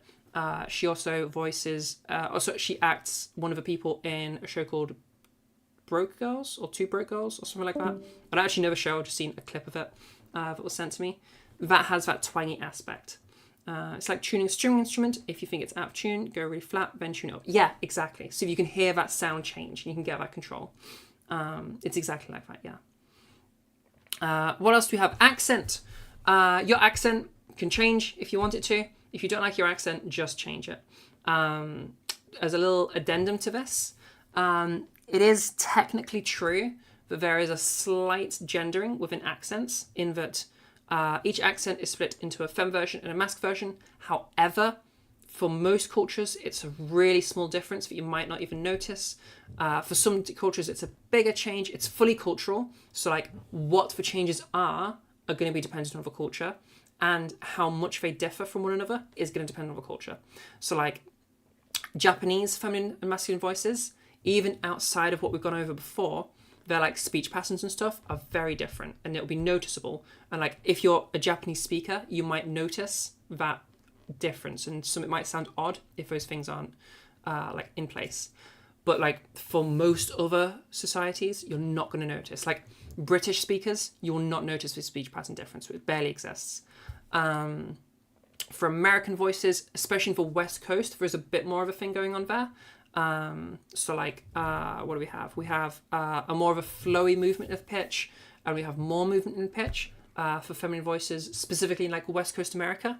That's their thing. So if you think of like the Cali girl accent, I can't think of a Cali girl accent right now. Oh, think of Mean Girls. I can't think of a single line of Mean Girls. What the hell? Oh my God, Candace. Okay, I don't know who Candace is, but this kind of a voice right now that I've got going on, where I have that more flowy movement in my pitch, and I have really a lot more expressiveness and way more bouncing up and down in my pitch. This is going to be that Cali girl voice. But again, that's relevant to that accent. It's not everybody. So just like, keep in mind that when you're doing this, you need to listen to the people around you to tune into this. And really, you don't even have to bother. Unless you're in a country where there's a super difference between the pitch pattern of the masculine and feminine speakers. And if that does exist, you'll know. Then like, you really don't need to worry about this too much. There are some other communities you might go to that think this is more important. I disagree, and I tend to find that they often suggest that like the speech patterns and stuff, the prosody stuff is like a specific thing where all femme speakers have like more flowiness in their pitch, for example. It's not true. It's just relevant to America. But obviously because of most people being American in these spaces, it's kind of, there's this like myth that's come up that it's like fundamental to feminine speaking, when it's not. It's just fundamental to American feminine speaking. It's just one of those things that's happened. So yeah, accent, change it however you want to. If you want to change like your speech pattern stuff, your prosody, the way your pitch moves up and down, your inflection patterns, all of those things, you can change them if you want to, but don't feel like you have to. I 100% put these in the optional customization bit. I've just put it wherever you really want it to be. From Winter, it's like really nebulous. Even here, there's many feminine ways of speaking that don't have a flowy pitch depending on the situation. Yeah, 100%. I fully agree with that. Yeah, this is 100% a thing where I put it in the customization. You do not need to have this. That's maybe a controversial thing to say in some spaces. I know there are definitely some vocal coaches that would disagree with me there. As my very easy demonstration of how this has to be true, if you hear an accent that is completely new to you, you can still gender it. And if that's the case, then that means that this is not a fundamental part of gendering a voice. Because otherwise you wouldn't be able to gender it. It would sound, something would sound off. And that doesn't happen. So yeah. That is why I put this into optional stuff. I'm going to turn my lights on. It's getting a little bit darker now. There you go. You can see me properly again. Any questions on the customization stuff? Like I say, this is not, this is not an exhaustive list. This is just some of the common ones that I get asked about. There's like an infinite, hiccups. There is like an infinite amount of things here, so I can't list them all. But we could be thinking like stuff to do with nasality. We could be thinking stuff to do with hyponasality, like the lack of nasality. We could be thinking stuff like nodal or knodal, depending on how you want to pronounce it, or knurdle if you want to say it right. We could be thinking stuff like rumble. Like there's so many different tone mods that exist that you can play around with. So yeah, just if you like a sound, try to learn it and try to add it into your voice. Or if you don't like a sound in your voice, try to learn what it is, try to control it, and try to take it away. It's a very vague question, and you do not expect a simple answer. How do you know what you want your voice to be? You've always been a vocal chameleon, and you're struggling to know what feels like me.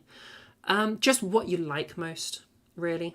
I would say if you're very unsure, listen to a bunch of different voices, see what elements you like in different voices, and also just experiment, play around with some different stuff, and see what you like. All of this is fully up to you.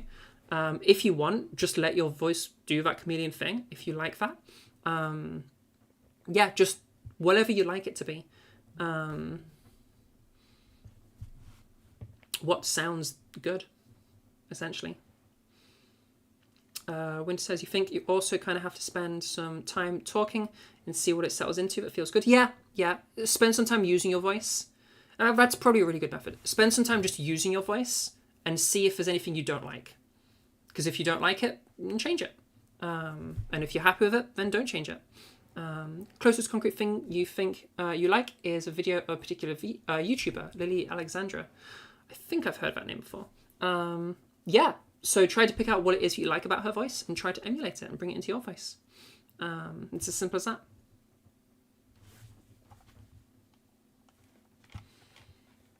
You're told the Cali girl accent varies quite a bit, even within Cali. Yeah, it probably does. It probably does.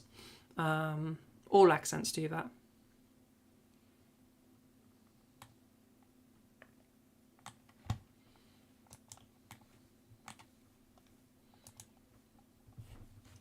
On the topic of using your voice, when do you start trying to use a different voice? It feels scary, especially when you are new, i.e. outside of training. The sooner you start using it, the better. If you feel comfortable, or you have people that you feel comfortable using for different elements that you've learned, even if you haven't gone through everything yet, if you're just on perceptual weight, that's fine. Use your best attempt at a light vocal weight while you're in front of the people that you're comfortable having a weird sound in front of. I don't necessarily tell people to do this because I know that just socially it can be a very difficult thing to implement into your life. But if you're down to just make the switch, like just make the switch. Because your progress will escalate like so, because you're essentially permanently practicing. So your progress will like explode as soon as you start using it day to day. So just whenever you feel that you're willing to do that. And it doesn't have to be like from 0 to 100. Like it can be among these people that know I'm trans and know what's happening. I will use it in front of because they'll be respectful. So like, yeah, just whoever you feel you can use it in front of. Even if it's not very good yet, just go for it. Because just you will make so much progress so fast by doing that.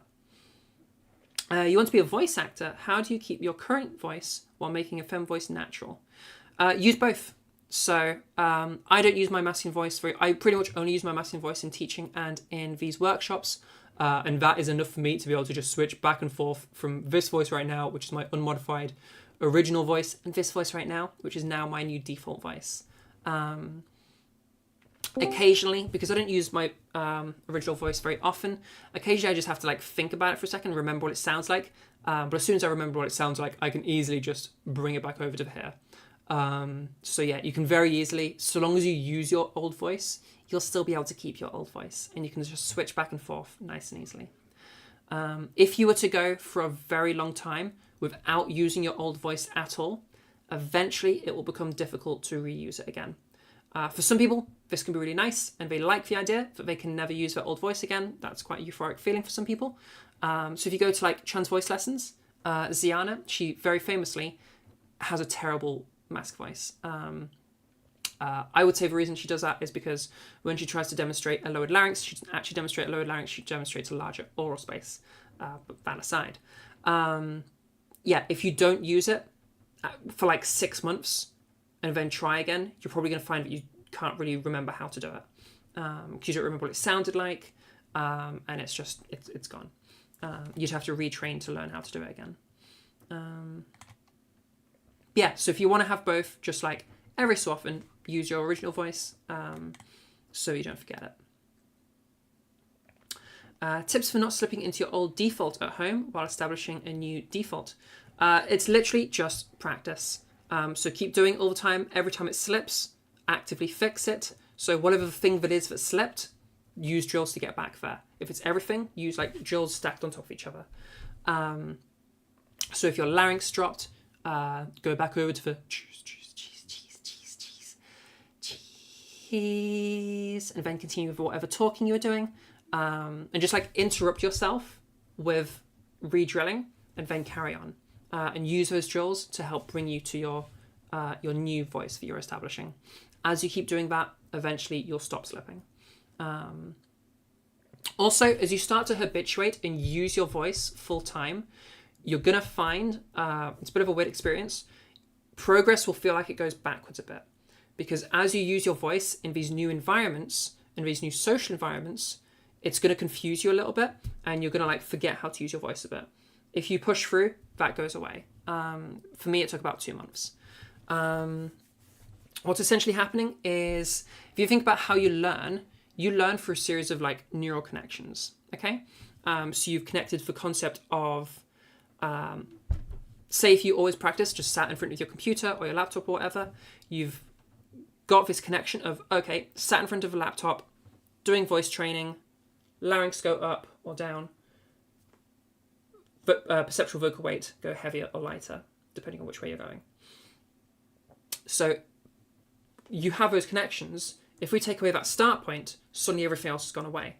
So you need to teach yourself that, no, it's not just when I'm in front of a computer, it's also when I'm downstairs, when I'm outside, when I'm in front of these people, when I'm in front of these people. So eventually your brain learns, oh, it's not these things, it's just using voice. So the connection becomes, when I use voice, I add these modifiers. And in time, you won't have to think about that. It will just happen. Okay? So like, be prepared for the idea that as you start to habituate your voice and use it full time, it'll feel like you've taken a couple of steps back. Just keep pushing through, and eventually that's going to stabilize and habituate. So like, don't be scared if that happens. Okay? Adding to the question, what if your voice tends to get tired/strained over time while practicing one's new default? So yeah, we mentioned tiredness or strained earlier, right at the start. What do we avoid? We avoid pain, discomfort, strain, okay? What do those things not do? They don't produce the sound you're wanting them to produce. So if you're feeling strain, if you're feeling fatigue, we'll go over thank yous in a minute. If you're feeling fatigue, what's happening is some muscles being used but doesn't need to be used, or something's being overworked, okay? Talking shouldn't be a super tiring, fatiguing thing for you. If you're doing like some like bigger stuff like singing, that might be more fatiguing.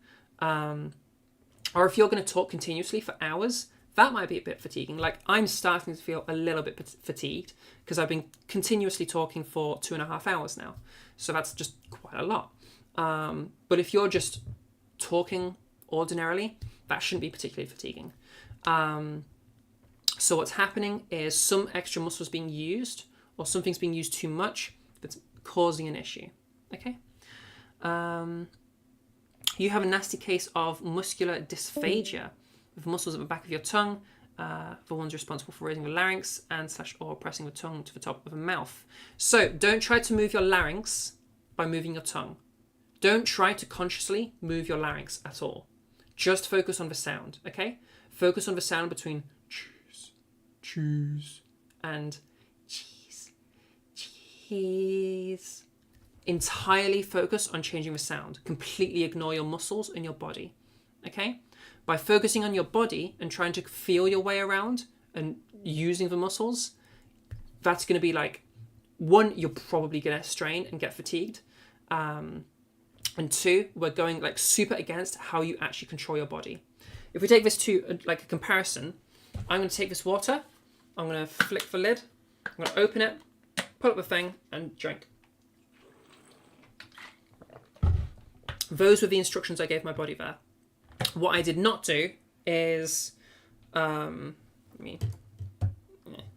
I didn't do was, how would I even go through this?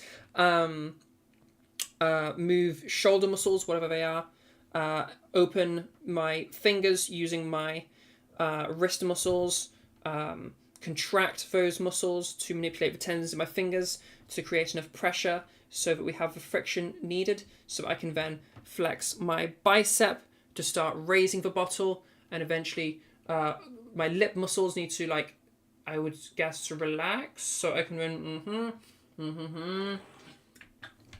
You know what I mean? You don't do that. You just go pick up a bottle, okay? So when we're controlling our voice, we want the same concept, okay? I don't want you trying to manipulate your larynx, do all these crazy things. I want you to just listen to the sound, all right? It's a really common issue. A lot of people, because they don't necessarily know what sound they're going for, will try to feel their way around and control the muscles. Don't do that. It's a trap, okay? Just listen to the sound, all right? For units not focusing on the muscles themselves, those muscles activate on their own by default, but still result in fatigue over time. Okay, so you need to focus on, first, try to identify what it is that's flexing. So for you, it sounds like you were talking about the tongue. So for the tongue, let's get the tongue out, okay? And do the exercise, the tongue sticks out, alright?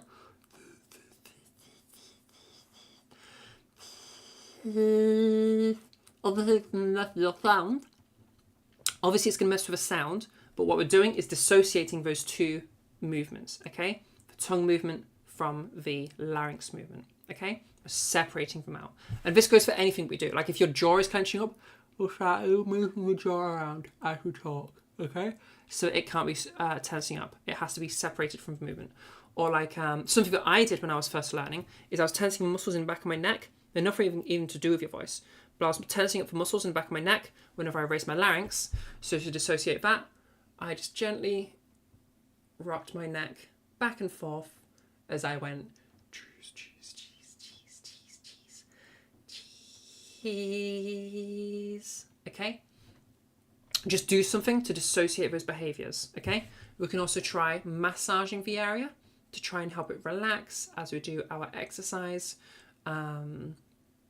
Anything where we're occupying it and trying to remove it. If it's really like something you just cannot figure out how to even massage it or flex it or anything, you can try just trying to consciously remove it. There might be a dedicated jaw that you can use for something specific. You can also try leaning into the strain and getting like really, really like tight muscles and then relaxing them. Again, it's about leaning into something so we can gain control, so we can get rid of it again. So just like we had like the going really, really breathy to learn how to go breathy, so we can then take it away again. Let's really tighten up whatever muscle it is that's really tight and then try to like relax it again, okay? To try and gain that control. So lean into the thing so we can then lean out of the thing, okay? Speaking about the muscles, more specifically the tongue-related muscles shouldn't be the main ones. Yeah, fully agree. Main ones doing the lifting, they mostly should be just moving the tongue out of the way. Yeah, so your tongue will probably move as you move your larynx, but you shouldn't be trying to use the tongue movement to raise your larynx. You have other muscles that can do that. The extrinsic hyoid muscles that are going to do that. A very exercise when involving sticking out the tongue is what your speech pathologist used to diagnose your muscular dysphagia. You can't phonate well or at all with your tongue out. That's interesting. And those muscles are connected to the other muscles used for raising the larynx. Okay, if you have like a specific medical thing that your SLP is helping with, then I'll leave that to them because that sounds like some medical stuff. I can't really advise you on medical stuff. Just watch for, like unless you have like some specific like issue with the muscles that move your larynx, like if the only thing that is like functioning that's left is moving your tongue, I would be surprised if that's the case. Like, do you swallow normally? But if you don't even swallow normally, then maybe there is an actual issue, and you'll be needing to use something else. I'm going to leave that to your SLP because that sounds like medical advice. You don't swallow normally, so yeah, okay, sure. So swallowing, what happens is, a whole bunch of things happen when you swallow, but one of those things is your larynx going up, down, and back to rest. And a bunch of other things as well. So like don't try to use, there's the concept of a swallow and hold method where you like swallow, have your larynx really raised and try to hold it there as you talk. Don't do that method. It's a really bad method and I can't believe that anybody thought of it. It is like, there's so many other things that happen when you swallow. The epiglottis is a little flap and it covers over your vocal tract when you swallow so the food doesn't go down there. So that closes off as well. And now that's affecting your voice. And that's like a huge impact. You've literally closed off a vocal tract. A bunch of tongue things, a bunch of pharynx things. We don't want to be holding a swallow and trying to talk through it. It's not how your body's designed. It's going to mess you up. And like there are vocal injuries that come from that. I've been having a bitch of a time trying to find a laryngologist. How do you actually say that? I'm going to say laryngologist. For further investigation, a speech pathologist wants a modified barium swallow test done, among other things, to further investigate. Yeah, it sounds like you have like a medical condition, so I can't really give you any help on that. Holding a swallow feels like suffocating. Yeah, it will do, because it literally is. Yeah, you've closed off the airway. So yeah, it is suffocating.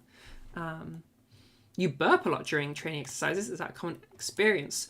You might be swallowing a lot of air as you talk, and that might be causing it. where you've seen me doing these like solitary hiccups sometimes, that's a similar issue because this bottle has a slight design flaw in that it brings in a ton of air bubbles into your water as you drink it, especially towards the end of it. So I end up swallowing a lot of air during these workshops, and so you'll hear like these weird solitary hiccups or me having to like pause. That's that situation happening. Burping is how you release a lot of the air built up in your like swallowed air you release in a burp. I have an issue where I can't burp. I have not probably diagnosed because I've never really cared about dealing with it, but it's called burp reflex disorder, BRD. Yeah, I have a burp reflex disorder, so I don't have that burp reflex. So like you have like weird like gurgles and stuff that happen in my voice where I try to deal with it.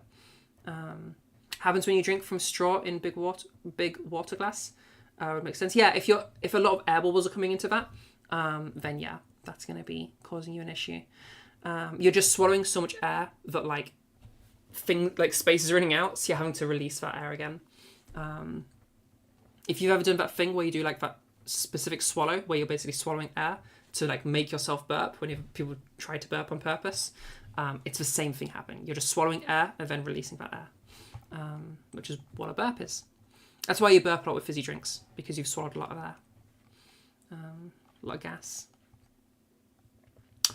The pushing through is very important to me because you're scared. So thank you. Kind of needs to, anyways, because you consistently boy fail for a year already. Fair enough. But you're scared of just sounding wrong and being judged for it. You have a tip for getting comfortable with using that voice in places where you tend to get more anxious, like public transport or general public places? Yeah, just, I mean, that's just going to be general anxiety advice rather than voice advice. So start small. Start on something that feels manageable. Can you use your voice in front of your loved ones?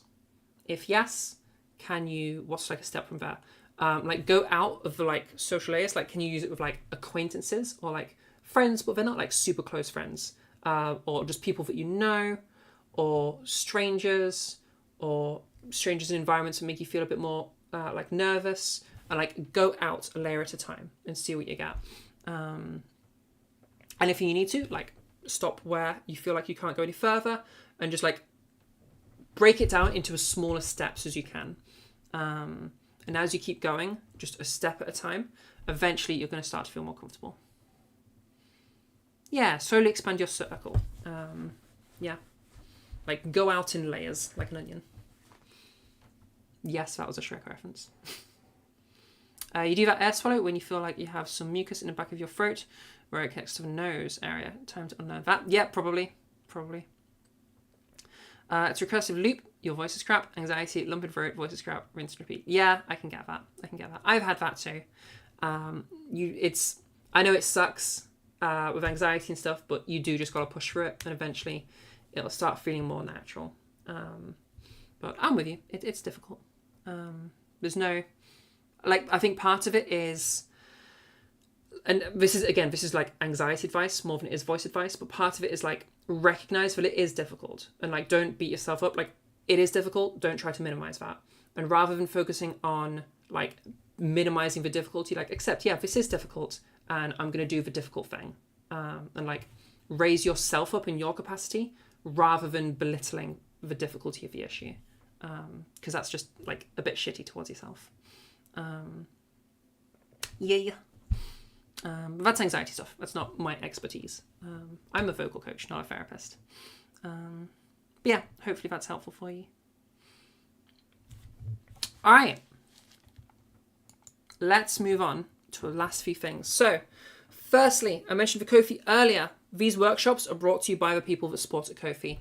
I make no money on these workshops at all. And we do them every single week. The way we fund this and the way we pay for these is the people supporting over at Ko-fi. They really bring the money in for any investments we make with Trans Network. So like, there's some of the servers here wouldn't be here without the supporters that have helped us. So like Diamond's Trans server, you wouldn't be here right now. Or it would be either you or Rainbow Library. One of you two wouldn't be here right now because I only had enough monitor space for free Discords. Free Discords. Now I have enough space for 4 Discords because I was able to add another monitor. Again, that came from the people supporting at Ko-fi. So huge thank you to these people. If you want to support at Ko-fi and you want to help this too, our current goal that we're working towards is funding me hiring that videographer to help me with the video series. It's going to be a big, huge project, and it's going to really, really help a lot of people. So if you want to help out a lot of people, then head over to the Ko-fi. It's just some good shit. So huge special thanks to people that are current supporters. At tier 1, we have Misty, Mihuggy, Himori, and Grave Road Miria. Thank you so much to those people for supporting us. At tier 2, we have Lanmisa. Lanmisa, huge thank you to you. That's really, really helpful. And the big spender, tier 3 supporter, Beth. If you see Beth anywhere, okay, I think she's in most of these Discords. If you see Beth anywhere, give her a huge thank you for supporting Trans Network. Most of our funding comes from Beth. So huge thank you to all of our supporters, because, I mean, they bring the workshops to you right now. They're why I can do this for you right now. So huge thank you to those people.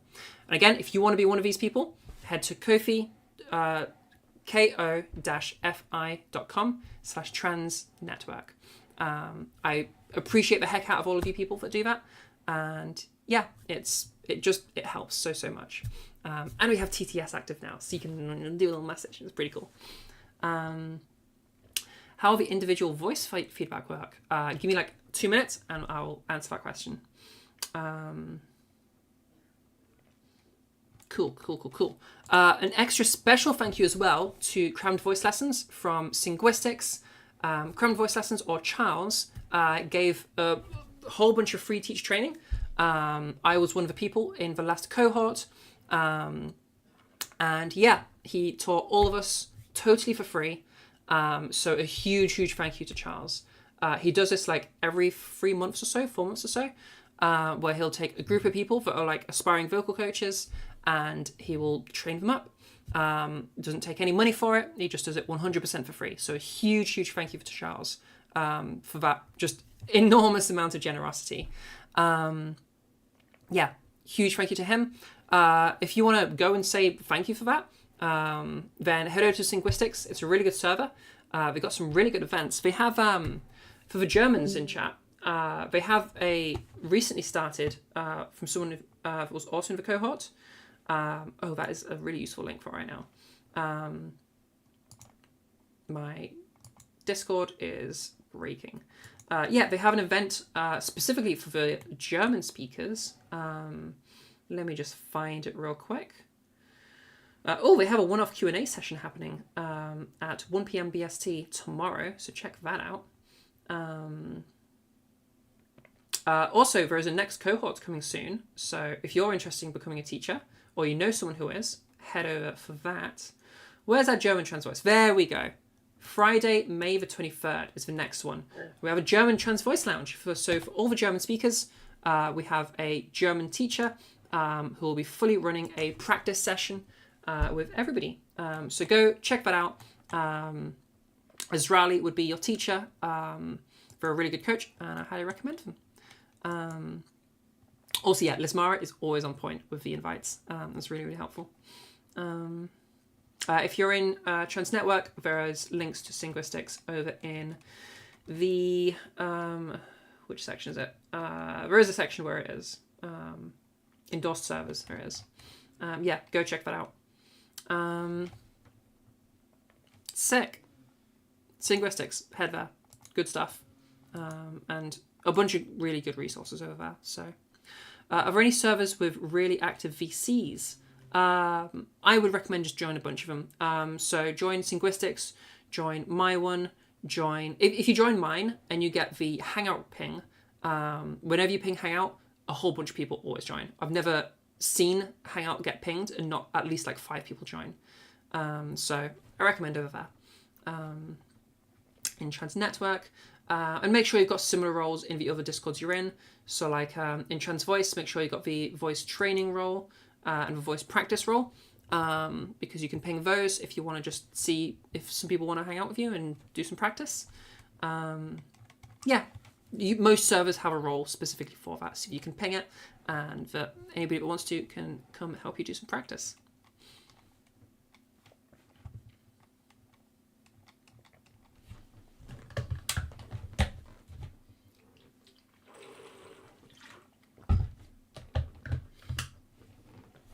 Okie dokie. And being as we have the opportunity right now, before we move on to our one-on-one section, we'll do one last little shout out. I'm going to embarrass you right now. Winter, for the people in Trans Voice, Winter is in this call right now. Winter also hosts workshops is it every week you host from Winter, or is it every fortnight? Drop the date and time and stuff. Little shout out for Winter's ones, because I haven't been to any because they are like at nighttime for me, but I have watched some of the VODs and they're really good, and I just fully endorse them. So yeah, go check out Winter's ones. And it's at a different time to me, so it can help people that like struggle with time zones and stuff. Every single week for Winters.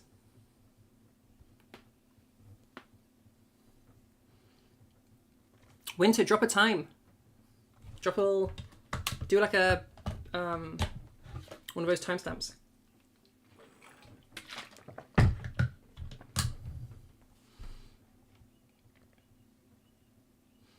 Yeah, that's awesome, Nana. Planning to do it tomorrow. So every single Sunday for Winter's workshops over in Trans Voice at 12 a.m. BST. You can see what that time is for yourself in the chat right now. Hell's fucking yeah. Okay, let's move ourselves over to the next portion of this workshop. So, if you give me a second to head over to OBS, we'll head over to there. Hell's yeah.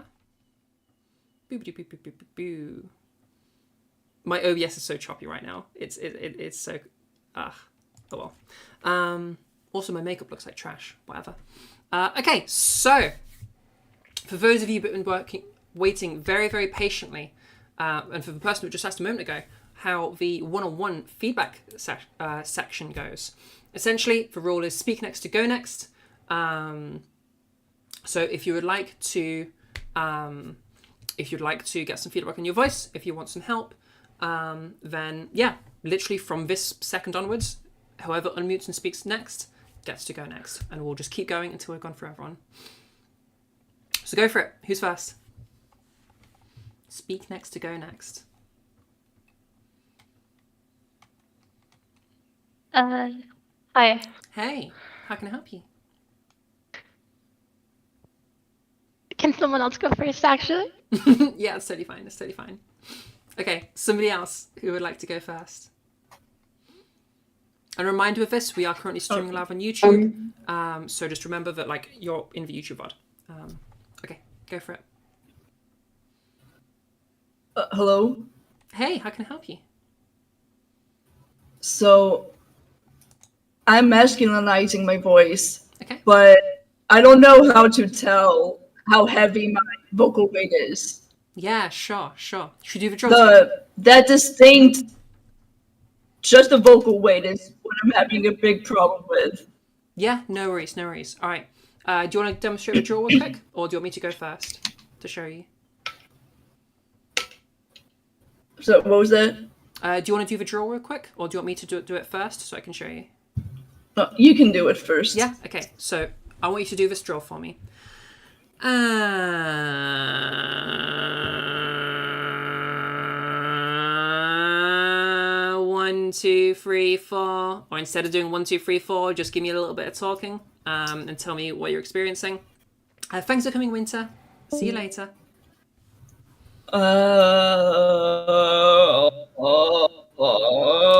Sorry, pause real quick. I need you to change your sound settings because your mic is cutting out. If you go into, and this is for everybody that wants feedback, do this real quick. Go into your settings, go into voice and video, scroll down into your input sensitivity. You'll need to change the ticky box so it's unticked so that you are on manual. Drag it all the way to the left, should say -100 decibels. You'd also want to turn off your echo cancellation just below that. And then below that, for some noise suppression, set it to none. Okay? So those are the 3 things. Okay, whenever you're ready and you've done all of those settings, go for it again, just so I can hear it better. How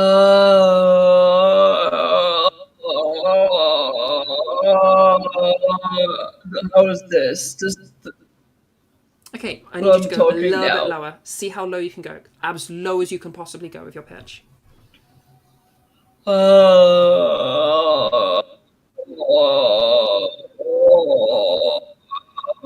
think this is about as low as I Yeah, can that go. sounds pretty good. That sounds pretty good. Now take that buzzy sound, that sludgy sound, and drag it up to a normal pitch again. I like this. Is this the fuzziness? Yeah, that's sounding pretty okay. Something's still cutting your mic in and out. I can't quite tell what it is. I want to say it's echo cancellation. Do you want to check that real quick? Definitely turned off. Or it might be the noise suppression. Make sure that's set to none. So like your options are crisp. It's off. Something else. Yeah? I don't know what it is. There could be something built into your mic, which would be really annoying, so I would not know how to help you get rid of that. But yeah, okay, as I'm hearing you So talk right it's the difference between just knowing how low, how light or heavy it is. Yeah, sure. Okay, so I'm hearing you It's going kind into a of, it's pretty hard heavy for me to space tell. there. I think you're doing a decent job getting that heaviness. It's a little bit unstable, and I think you need to practice it a bit more. But you're doing a decent job there. Can you hear the difference if you were to go back to like probably something close to your unmodified, where we have that lightness? Or do you hear in my voice right now, if I was to like drop my larynx down, do you hear how I have that lightness in my voice right now that isn't in your voice when you do that drill? Like, do you hear a difference? Yeah, between I my can voice hear and- the difference, but it's just a problem of knowing how to make my voice do that difference. Yeah. So to make your voice do that difference, use the drill. The drill teaches you how to do it. So you just literally, to change it,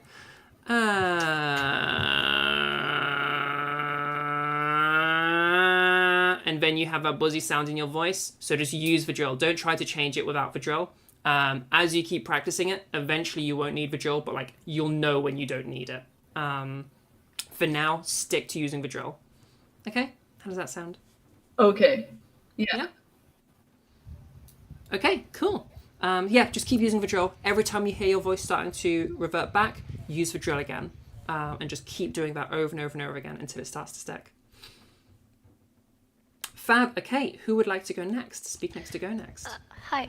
So I was the one that spoke earlier. Yeah. How can I help you?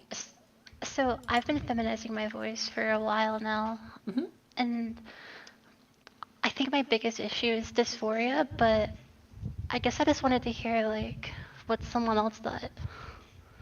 Sure. So what do you think of your voice? If you were to break down the individual elements, like what do you think about the larynx height? What do you think about the perceptual weight? What do you think about the fullness? Or any other areas that you're wanting to have changed? Like go specific. I feel like it would be helpful to point out qualities that I hear in my voice. I feel like I hear a lot of buzziness and like hollowness.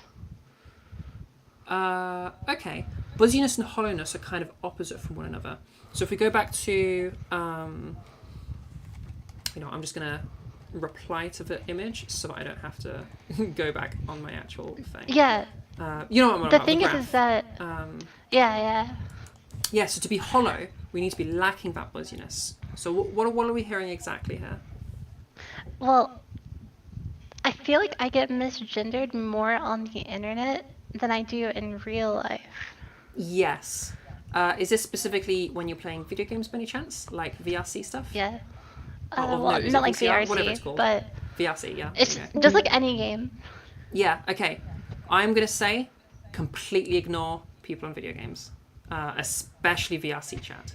VRC especially, you get just a lot of trans investigators. They just accuse random people of being trans, and they get a higher hit rate because there's more trans people on VRC. But they're not actually basing it off anything, it's completely random.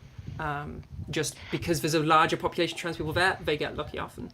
But it's actually complete horseshit. So don't use those people to gauge. Yeah. It's definitely not healthy.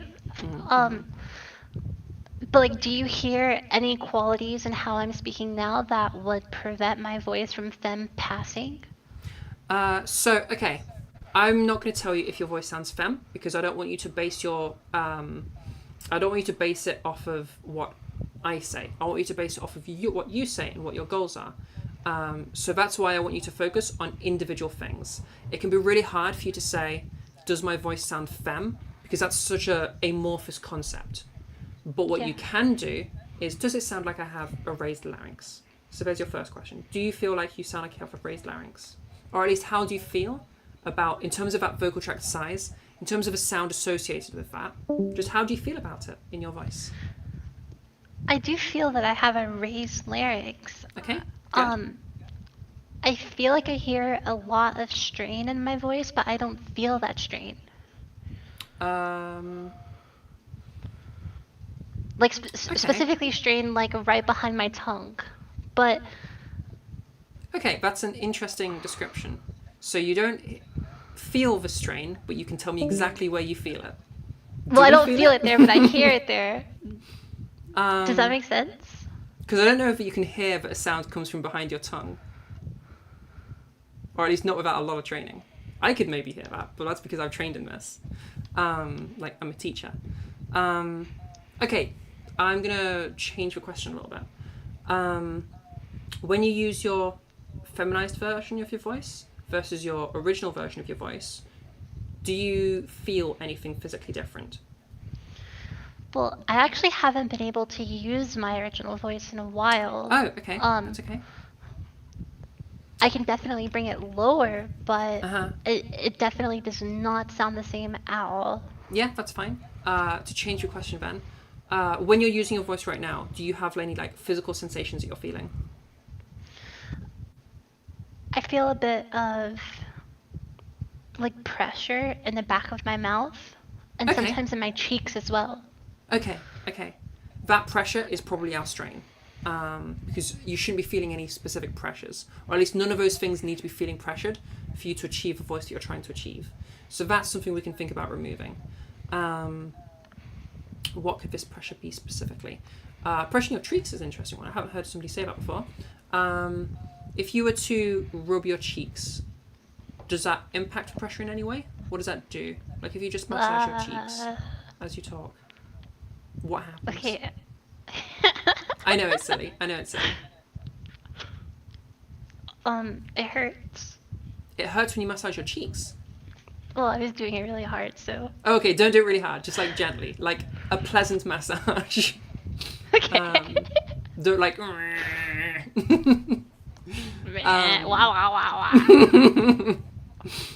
Yeah. Does this do anything to the sensation? Does it not affect it at all? It definitely relieves it. Releases it, did you say? Relieves it. Okay, great. Okay, we'll do that. That'll help you. Does it do anything to that other thing you felt of the pressure at the back of your tongue, or is that something different? It could just be a mental thing. Could be a mental thing, but it might not be. I did notice that it did feel like slightly better. Okay, cool. Try thinking of part of the top. Okay? This isn't necessarily going to relieve it, but does it change it? Like, does something happen to that pressure when you stick your tongue out? Absolutely, yeah. Yeah? The pressure is just gone when I stick my tongue out. Okay. I think what I'm doing is that I am pushing my tongue back when I speak. Right. Okay.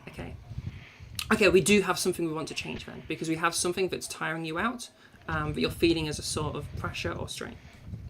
Yeah. So, all we're going to be doing is... How about... we'll try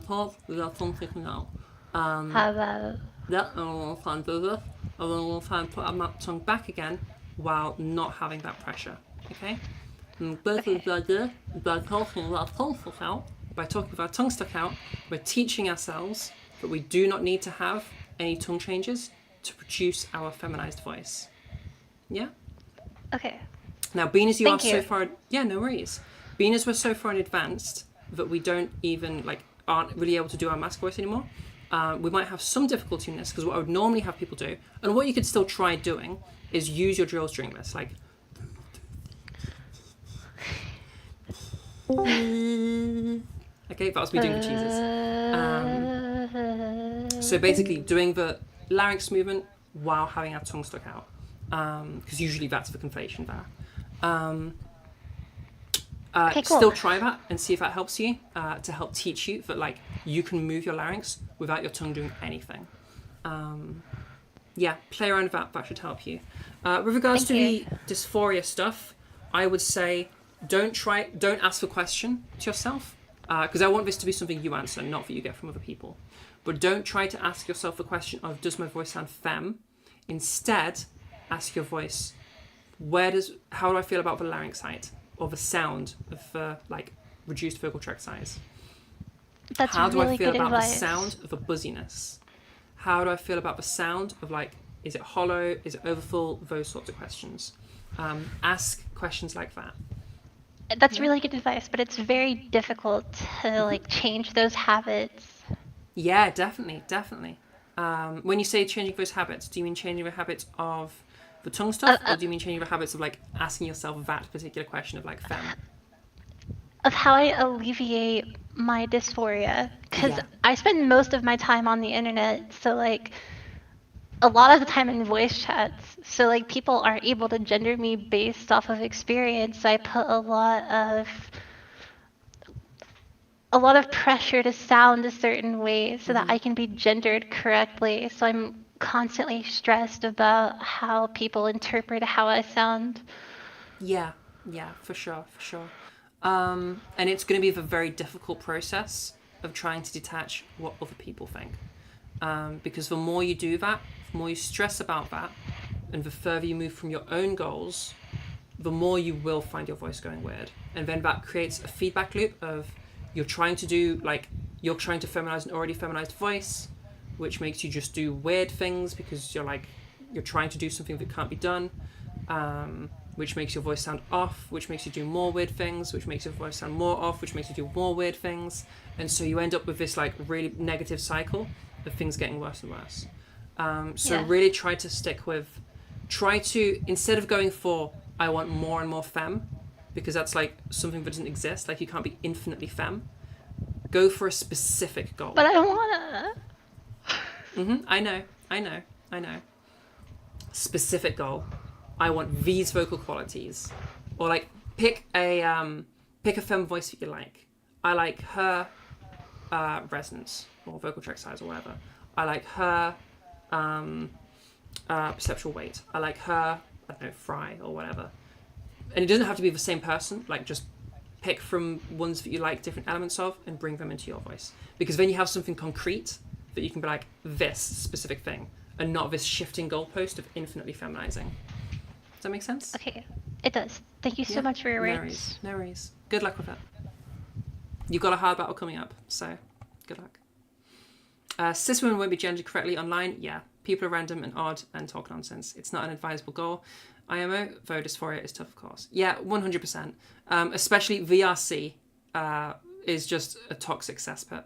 For whatever reason, I think it's just people realised that there are a lot of trans people on VRCs for obvious reasoning.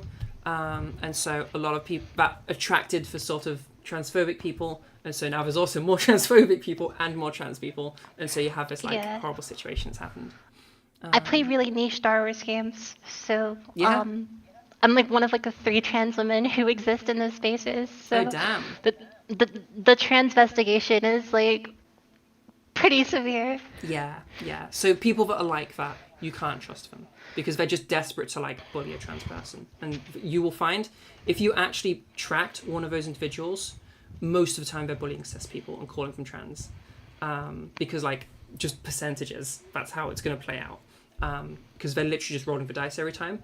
If they bully enough people, one of them will be trans. And that's what happens, unfortunately. It sucks. I don't want to take up too much of your time, but No, it's fine. I also feel like a lot of the qualities of my voice sound too childish. Okay. I feel That's like I specific. don't have an adult voice. Okay, that's way more specific. Okay, great.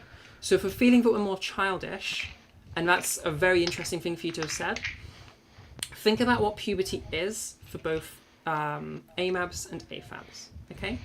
If you're an AFAB, your voice still changes because you are still exposed to some testosterone. So a childlike voice is if we've feminized to the point of past an adult woman. Like if you were to keep feminizing and feminizing and feminizing, eventually we make it sound childlike, as if you haven't been exposed to any testosterone, meaning no puberty yet. So what's happened, as is maybe all piecing together, is you've feminized and feminized and feminized and feminized and feminized. You've gone past the point where it sounds like there's any testosterone exposure, which is giving you that childlike quality. So what you need to do is scale it back a little bit. Add a little bit of vocal weight, just a little smidgen. Lower your larynx just a tiny little bit, and play around with that and see where where you find that comfortable voice. Okay? Like if you hear my voice right now, I could go, even in the cheese drills, I went for a much brighter voice to show you how bright I could go. Like if I compare what you're hearing right now, like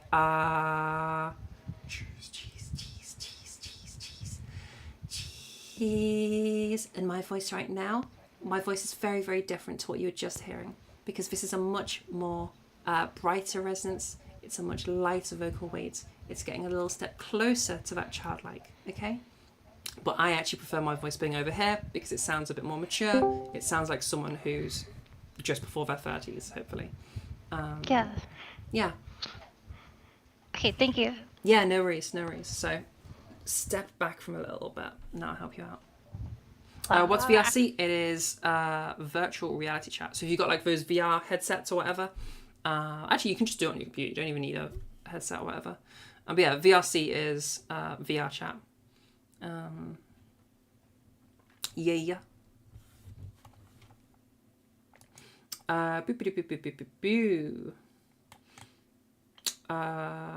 Some playlists to do with things to do with PTSD. Your autistic ADHD, ADHD, bipolar 1, BPD remission, and CPTSD. CPTSD, you said earlier was... I don't know what CPTSD is, I'm afraid. Sorry. Complex PTSD. Duh. Along with some more esoteric stuff. Yeah, so if that impedes your voice training, then that might be something worth getting some therapy over. And just discuss it with your therapist and see what you can do to strategize.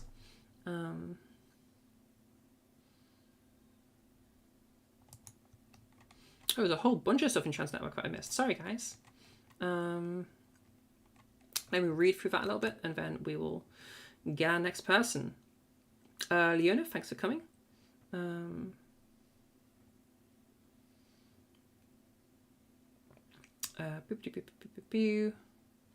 Okay, just some people saying that their trauma has affected some stuff. That's super reasonable. I would say speak to your therapist about how to... Yeah, if you're having like your mental health is like really fucking with you with voice training, then speak to your therapist. Get a therapist, speak to your therapist, see how you can strategize to help that. Because I can't really like... more advanced stuff for your mental health, I can't help you with because that's more medical context. I can just help you with the actual voice stuff itself. If your therapist finds it appropriate and I leave it to them to decide, they're welcome to get in touch with me to help strategize for you. And you're welcome to give them my contact details. Whether that's through Discord or YouTube or whatever. Discord's probably your easiest method. Okay, sick. All right. Who would like to have a go next? Speak next to go next if you want some feedback on your voice and you want a little bit of help with stuff. Hello. Hello. How can I help you? There might be like a lot of fan noise coming because I have to turn off the sensitivity on it now. Don't worry about it. I'm like very new to all of this. I just started, like, I haven't been doing consistent voice training, but I guess I like first started looking into it about like a month ago. And my problem is I don't know a lot of like the how the machinations. I guess is that the right word? Like I don't know what's going on with my voice when I'm changing it. Like okay. I know that I can do this voice, but it's just like I think of the voice and I do it. I don't think of like anything specific. Sure, when I'm sure. doing it. You've gone for like a mimicry kind of a path, where you've Yeah. like gone for a target and just done it. Is that sounding reasonable? Yeah. What's the question? How do I tell, like, between just higher pitch and how do I tell when I'm doing like the correct voice or like Yeah. when I'm doing falsetto? Yeah, okay. So this is a really common problem with people that have taken the approach that you've taken. For some people, they're going to be really good at mimicking, and so they'll just mimic their way into a voice. I've heard this referred to as Gen Fem, where you just kind of generate a feminine voice. The difficulty with that is you don't get the prerequisite knowledge to modify individual things, which can kind of mess you up a little bit. I would recommend, this is going to be really annoying, but you will pick it up way quicker. Kind of use this workshop to sort of start from fresh and feminize things one at a time using the drills. You're going to pick them up really quickly, so don't worry. You don't have to like start all over from the beginning. You're going to pick them up really quickly, because you're probably doing a lot of these things already, and you'll be like, oh, it's this thing, and then now you understand that thing, and then you go to the next thing, oh, it's this thing, and now you understand this thing. So then you'll get some understanding of the individual components of your voice. So play with that weight drill we had earlier, play with the larynx height drill that we had earlier, and use those to teach yourself what the actual breakdown of your voice is. That way you can tweak individual things if you want to. All right. How does that sound? That sounds good. Thank you. Yeah, no worries. Were you here during the earlier part of the workshop? Because if not, you might. Yeah, you were. Okay. If you need to re-listen to some stuff, the VOD is on for YouTube. So youtube.com/@trans_network. You can rewatch the VOD as much as you want to. All right. If you need like recaps and stuff. All right. Thank you. No worries. Good luck. Okay, who would like to go next? Speak next to go next. Hi. So Hey, how can I I'm help? We're trying to get it out the way. Oh, we'll go Catzilla first, and then we'll go whoever the other person was. okay. So I'm new to voice training. I can maybe get my voice a little higher. I've been told to work on size, and I maybe just wanted to take this opportunity to try and work on my voice and maybe like iterate on it and get some feedback. Yeah, sure. Go ahead. Go right ahead with the size drill. Oh, okay. So I think I can kind of do something like this. I can get up here, and I don't know if this is pitch or if this is size. If I do an exercise, maybe I can do a little better, but Sure. it's probably about here, and so I don't know. Okay, so big tip, use the exercise, use the drills, because they'll help teach you these things. The drill that we do specifically, the big cheese, little cheese, that one helps you to know that it's not pitchy or moving. Because like I said earlier, when we whisper, your vocal folds stay open, which means you can't make pitch with them, okay? So when we go, cheese, cheese, cheese, cheese, cheese, cheese, there is no pitch with my vocal folds, okay? So there's no pitch happening. Technically there is, but there's no vocal fold pitch happening. Which means that change that you're hearing is actually your larynx moving, okay? That size changing. So use that to help you go through it. And that'll help you to know that it's not a pitch thing, okay? Do you mind if I try, or? Yeah, go for it, go for it. Cheese, cheese, cheese, cheese, cheese, cheese, cheese. And then I can talk like this? This is Yeah, what comes out? perfect. Perfect. Okay. How do you feel about that sound? Well, first of all, I kind of lose it right away, Yep, right? yep, I noticed. Yeah, that's fine. I don't know. It didn't feel that much better, but like if you give feedback like, okay, that's reduced size, then I'll work towards it, right? Yeah, but so that is a reduced size. And when I heard you Okay. immediately go into it, your like first few words were pretty, like they were much, much smaller. So what I would say is just practice it. That drop off And will try go and away maintain just it through for like a practice. long time. What was that, sorry? Like do the exercise and then try and speak more words, right? Like try and Yeah. maintain it consistently. Yeah, so okay, I'll demo real quick, and I'll include a dropping off to show you what to do.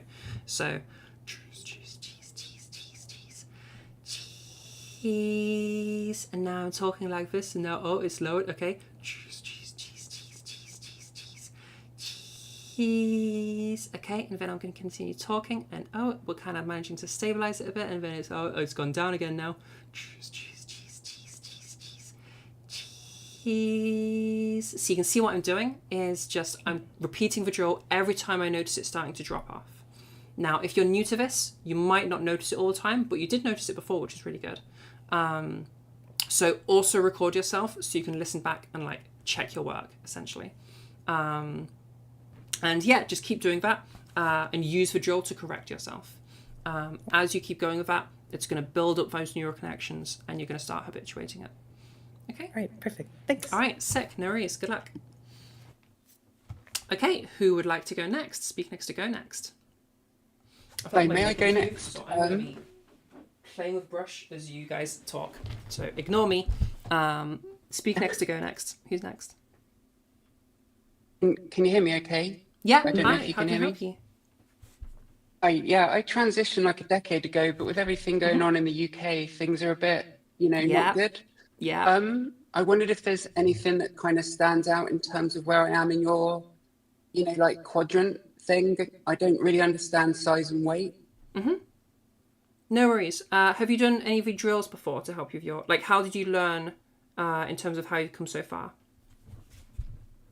I had like 10 voice training sessions and then I had to stop to save up for surgery. Right, okay, no worries, no worries. Just to check, is that a vocal surgery or is that a something else surgery? You don't have to tell me what it is. Just... Oh no, that was something else surgery. Yeah, okay, no worries, no worries. Just so I can like know what's going on vocally. What sort of training techniques were you using? Like, were you using specific drills to do stuff? You might have done something like big dog, small dog. You might have done something else. It was just with a generic kind of vocal coach. So we were doing sirens to warm up and then trying to hit different notes. I started really, really deep. Okay. I've gone all the way down now because of my anxiety. I'm a bit higher than this normally in pitch. So was it mainly pitch? I just wondered if there was... Yeah, it was mostly kind of pitch and intonation. She's not trans focused, if that makes sense. Yeah, sure. Okay. In the most polite way possible, I don't think you're teaching you how to do trans stuff.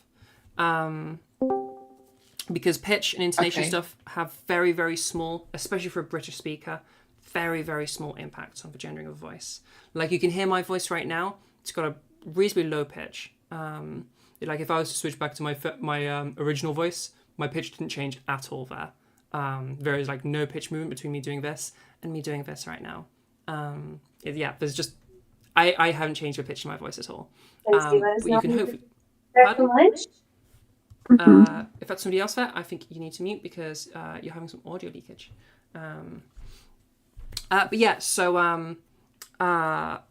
Pitch isn't going to be a huge impact.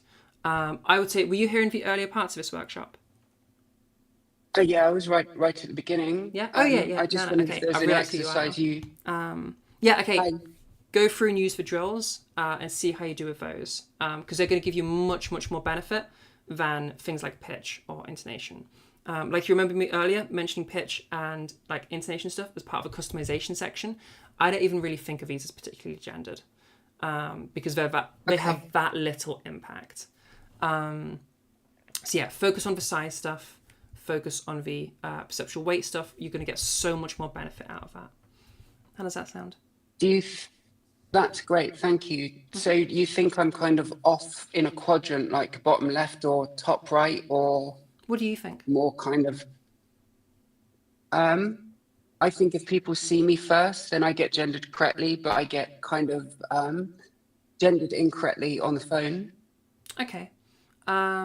If you were to... Do you have a clear idea of what kind of a voice you want? Like, could you imagine a sort of voice that you'd like? I don't care so long as I pass. I genuinely couldn't care less. I would have a little think about goals, because even if it's not something that you feel super strongly about, it can help you in terms of knowing where to go. Like, even if it's not like a super strong, like, this is where I want to be, but like, oh, this sound is a little bit closer than where I'm at right now to where we want to end up. It can help you just know where to go. Because your voice would be fine. Yeah, sure. Let's do that. Where would you plot mine on this graph? And I'll keep talking left. So you have something to go by. Top left. Top left. Okay. Can you be more specific? It's okay if you can't. Just to see if you can. Kind of where you pointed to, just slightly down from top left. You know, Okay, so you're in sure. the top left quadrant, but not like perfectly on the diagonal, a little bit more kind of down. Yeah, sure. Basically what you said. Yeah. That sounds pretty accurate to me. Compared to there, where would you put your voice? And I'll give Somewhere you in some the more words middle, you can I'm compare. guessing. Pardon? Somewhere in the middle. Somewhere in the middle? Okay, no worries. So now that gives you direction of where to go. So now you know that you need to move, you need to shed a little bit more weight, and you need to go a little bit brighter. Right. How does that sound? Okay. That's great. Are you being polite, or do you mean a little bit, or do you actually mean a lot? I mean, whatever the amount is that makes you happy with it. I'm not giving like a number to it. Okay, that's fair. Thank you very much for your time. Yeah, no worries. Yeah, my main thing for you is use those drills to get familiar with those concepts, and kind of just play with it and see where you feel happiest with. Yeah. Okay, thanks very much. Yeah, no worries. All right, good luck. You got this. Bye. Bye. Okay, who would like to go next? Speak next to go next. Hi, hello. Hey, how can I help you? Hey, firstly, thanks for running this. Super Yeah, you're helpful. super welcome. Appreciate it. I'll try to keep it specific. I think there's a lot to work on vocally, Okay. but I think largely my voice feels like a kind of whisper that I'm pushing, if that makes sense. Yeah, okay. So if it's kind of weak and unsupported, but if I do sort of add more weight to it, then like a lot of buzz comes in, a lot of, I guess weight. So does that kind of come across that way? Is that how it sounds? So I can hear what you mean with it's like a slightly like quieter, I wouldn't call it whispery, but like I'm hearing a very, very light vocal weight and just volume turns down a bit. So what we can try is, can you show me what happens with the, you said adding a tiny bit of vocal weight. Can you just like show me what that sounds like? Yeah, I'm probably going to conflate this with volume, but Totally fine, don't worry. So if I just talk, I should have got something to read, but if I just talk more loudly than trying to increase volume, I think at least I can speak on the spectrogram. You know, pitch is kind of steady. I guess resonance doesn't move too much if I project, but like buzziness is huge. It's it doesn't. I lose the clarity, if that makes sense. Okay. Big tip. Turn off a spectrogram. Listen to your voice. What does it sound like is happening? Yeah. Spectrograms are a little bit tricky, especially when we move into things like buzziness, because you can very easily get misreadings. Spectrograms are not as clear as they're presented to be. You can even you can change your resonance without moving your larynx height with a spectrogram, for reasons I'll not get into here because it's a bit too advanced. And also the idea of only moving the first frequency is also not true. You move a whole bunch of them. But yeah, what do you think about the buzziness as you hear it? Yeah, you're right. So visually, obviously, it's one thing, but I can feel it as well, if that makes sense. And then when you hear it, it kind of sounds like two voices competing in my mind. I know how to clear it up. Like if you do, I'm not going to do this well. If you try to do head voice or kind of go to a yawn sort of sound, and then speak from here, it's a lot clearer, but again, it kind of loses the support and gets quieter. So I'm not sure I'm necessarily doing the right thing to get rid of the weight. Okay. It's possible if it's your mic. However, I barely heard any change in any of those voices. The clearer one had a slight increase in pitch. Just a small, half a note. That was the only change I heard. What do you think of that? Yeah, okay. I mean, I'll take your word for it. I might just be feeling differences that aren't necessarily audible. That could be the case. When you say you're feeling something different, can you tell me more about that? I'm speaking in, the vibration for me feels like it's in my larynx, which is probably also wrong, because I think it should be at the front of my lips sort of place. Mm-hmm. But it's not like down at sort of lower larynx or chest sort of area. It's up here instead. So, as I say, if that's kind of smooth, if it's then I can't really feel anything. But then if I turn the into speaking, then I can keep it light for a little bit, which is still fine. And I don't really feel anything there. but then when I try to increase volume, the sort of buzziness comes back.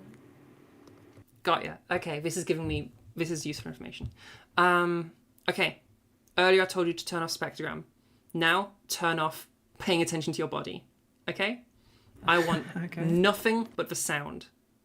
How does it sound? Ignore all vibrations. Ignore all... It's tough, right? Like, I can't hear my voice as strongly as I can feel the vibration in my neck, if that makes sense. So I'd have to do like elephant ears or something. Yeah, so vibrations is a very inconsistent way to try to learn your voice. Big reason behind that, people's bodies vibrate differently because we're all different shapes and sizes. I don't feel any vibrations in any voice that I do. My body doesn't vibrate for whatever reason. I'm guessing it's because I'm like really slim, I guess. But really, I mean, I have no idea. I don't get any vibrations anywhere ever. I guess if I do if I blow a raspberry or something like that, if I go like, now I feel some vibration in my lips. Apart from that, I never vibrate. So everybody has different experiences with vibrations. So whatever you've been told about it should vibrate in a certain way might have been true for the person that told you it, might not be true for you. I've had some people say that they vibrate more on a lighter vocal weight in certain areas. I've had people say they vibrate more on a heavier vocal weight in those same areas. It's super, super dependent on the person. And because I can't like know what you're feeling compared to the sound, I can't know like what is correct for you.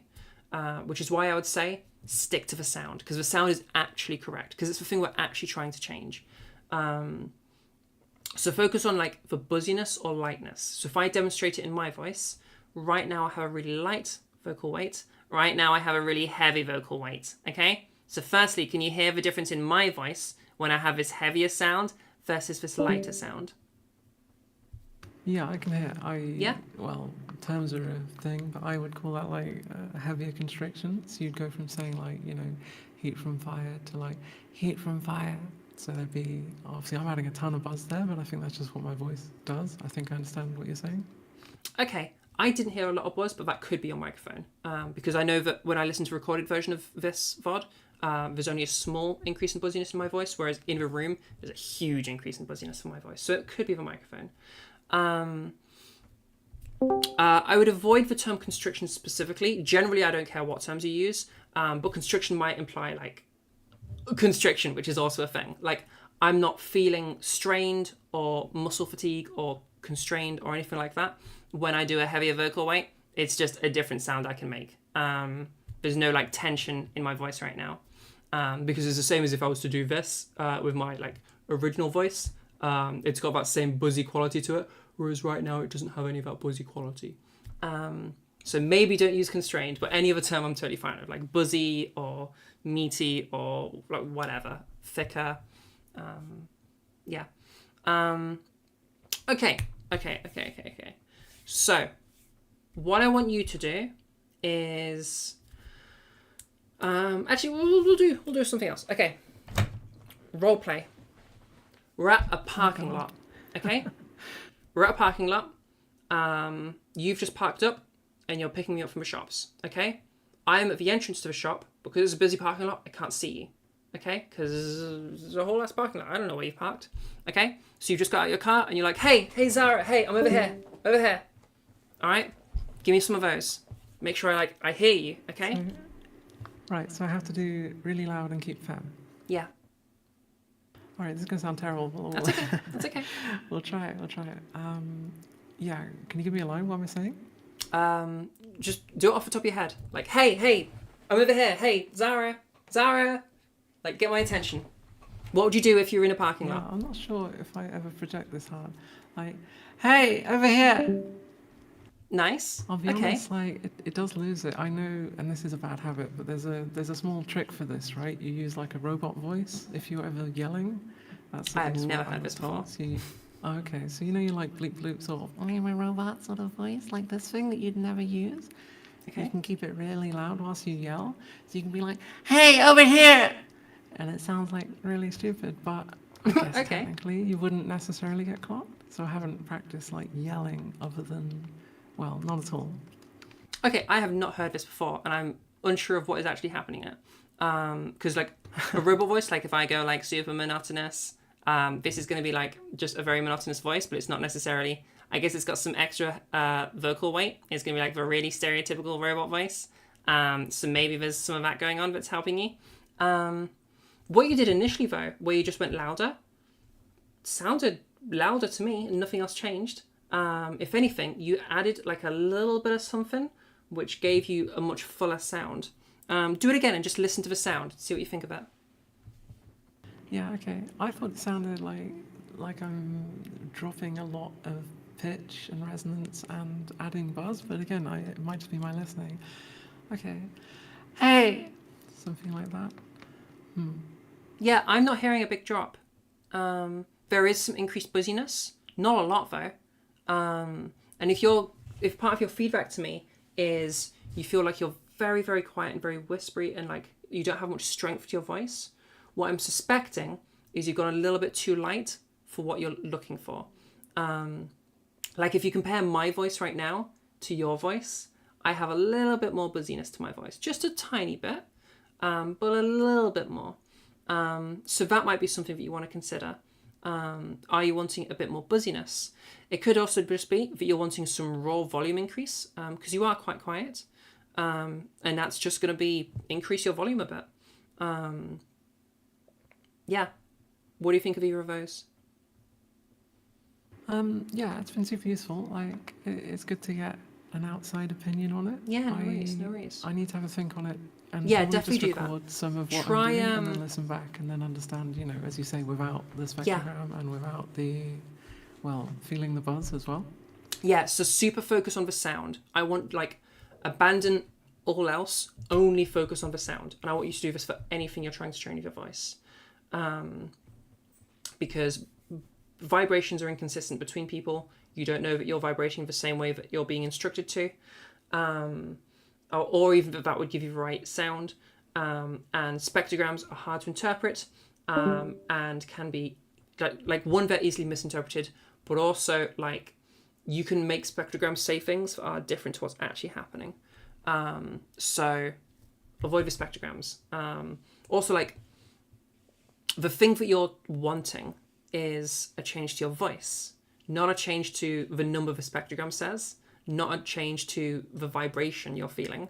You're wanting a voice change. So listen to the voice change. That's going to give you the best progress because that's going to give you like the best way to analyze your voice and figure out what needs to change. Does take time and ear training, but you will get there in time. Yeah, awesome. Thanks, Sarah. Appreciate it. All right, good luck.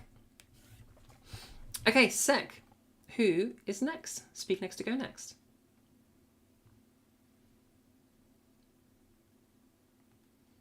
Have we got through everybody? I guess I'm going to speak now. Hey, how can I help you? How can I not have this rebound? What was that, sorry? How can I not have this rebound? It's kind of throwing me off. How can you not have a what on? I'm missing that word. The rebound. Oh, the rebound? Basically like me hiring myself. Oh, yes. Hang on. Hiring myself. This might mess up YouTube hearing you, but they'll have to get over it. Since I'm kind of pausing by habit, basically, because I'm trying to make room for everyone else. Totally fine. I think I did fix it, so just speak a little bit. Yeah, YouTube can still hear you, so that's fine. Great. Okay. That's great. I have been here I think 2 weeks ago, and I was trying to get the cheesening, I say. And since I have done this for a little bit, I was wondering if I could see if I could get some feedback on like if there's some progress or something like that. It's not right now. I'm just going to try this right now. Yeah. Yes. So I don't know what I'm going to say right now. So I'm just going at the top of my head. If I'm it's kind of a lot to manage for me right now. Okay. So you started off with a really nice, like brightened voice. and then as you continued, you started to trickle down. So what you want to do is just keep repeating it, but you're doing it correctly. You're doing it correctly. Give me another one. Okay. Cheese. Oh, wait a second. Cheese. Cheese. 1, 2, 3. Just trying to verify. I feel like if I'm trying to find words, let's say, while maintaining the voice, while maintaining how to speak, I've realised kind of I've a lot made this to really do. hard for you. Why don't you? We'll do another one. And why don't you tell me about just what you've been up to today? Okay. Make it a bit easier. Okay. I'll try. Wait. Cheese. Well, I haven't been up to a lot today. I have gone through needle epilation today, so my skin is all red, which is interesting. What have I been up to outside of that? Well, yeah, I've been looking at some electronics and seeing if my solders are correct. Turns out they're not, so I'll have to fix that. Okay, so what I'm hearing in your voice is we went through the cheeses, we did the phonation test, and we had a big drop.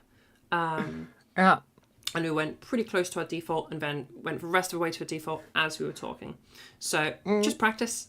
Just keep going with it and practicing. What I want you to do is, do you hear your voice dropping? Because you might not be able to hear it yet. It's kind of like I can hear it in a way, but it's not completely. Yeah, that's fine. Like, it's not reliable. That was the word I was looking for. Yeah, that's totally fine. Whenever you do hear it, just re-drill and carry on. But it might be too early for you just not hearing it yet. In time, you will start to hear it. So what I want you to do fair, my is... headphones. Oh, sorry. To be fair, my headphones are also not really making it easy. Oh yeah, that's gonna be a thing too. What I want you to do is when you are practicing, every time you notice it start to drop, even if it's just a little bit, re-drill and continue going. And also make recordings as you do stuff, so you can check your results. Because you might miss drops that you hear when you go to analyze the recording. Okay, and in time, as you keep doing that over and over and over again, you'll get better with it. Okay.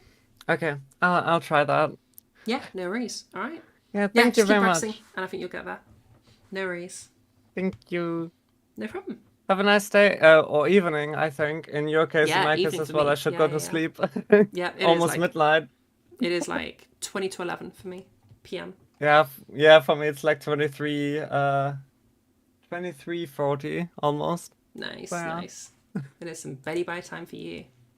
All right. Yeah. Who is next? Speak next to go next. This is very weird with my headphones on.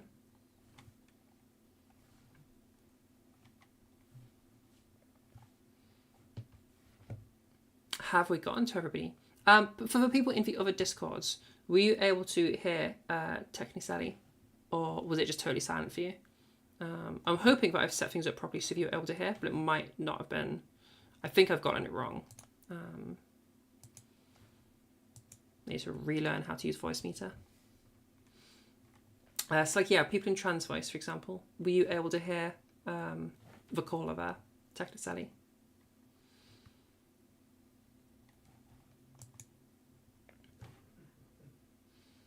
Do any of us have functional sleep schedules? No. No, it was silent? Yeah, okay. I need to fix that. I will continue to work on that. Something in voice meter isn't set up correctly as it should be.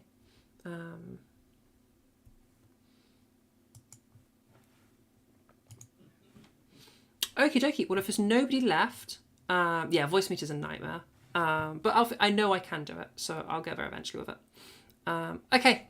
All right. Well, thank you all so much for coming. If everybody's finished, then we'll wrap up here. So last little shout outs. Reminder that this is brought to you by people. I should look at the camera. Reminder that this is brought to you by the people that support us over at Ko-fi. So if you'd like to be one of those people, it'd be like, I cannot describe how much of a huge help the Ko-fi supporters are. So if you want to be one of those supporters, then ko-fi youtube.com/transnetwork. Huge help, and I appreciate the heck out of everybody who does that. It's pretty huge. Also, for all of the streams, we have TTS, so like you can leave a little message, and it's kind of cute. What else we got? The Discord is somewhere you should head if you want lessons from me. I charge £20 for private lessons, or public lessons are free. So head over to the Discord and sign up for some lessons if you're wanting some good shit. We also have a bunch of events that we do in the Discord. We have our makeup workshops, which are monthly. We have just like hanging out with people, which is pretty cool. We've got a really good community over there, which is pretty awesome. We also have a variety of different things to help you with your voice. Like there's a little clip feedback submission. So like kind of like the one-on-ones we've done at the end here. You can get help with your voice by just submitting a little clip, and I'll give you feedback as soon as I have time to do so. And yeah, you'll have access to me. I'm in the server all the time. So yeah, it's a good place to be. Everything Trans Network revolves around the server, so definitely join there. You can also head over to our YouTube. That's where the giveaway is happening right now. So if you're in YouTube chat, let's do another little raffle. We'll do a 150-point raffle. Hells yeah. So if you're in the YouTube chat right now, you can type in !join to join the raffle, because we have the giveaway right now. So for every 100 points, you can spend you can buy a entry ticket on the 23rd of May. And that entry ticket allows you to enter the giveaway. That giveaway is for 6 free private lessons, totaling value of £120. So yeah, head over to that. You want !join, not !raffle. Yeah, head over to the YouTube chat, and just by being in chat and chatting, you messed it up. Hang on, I'll just do it again.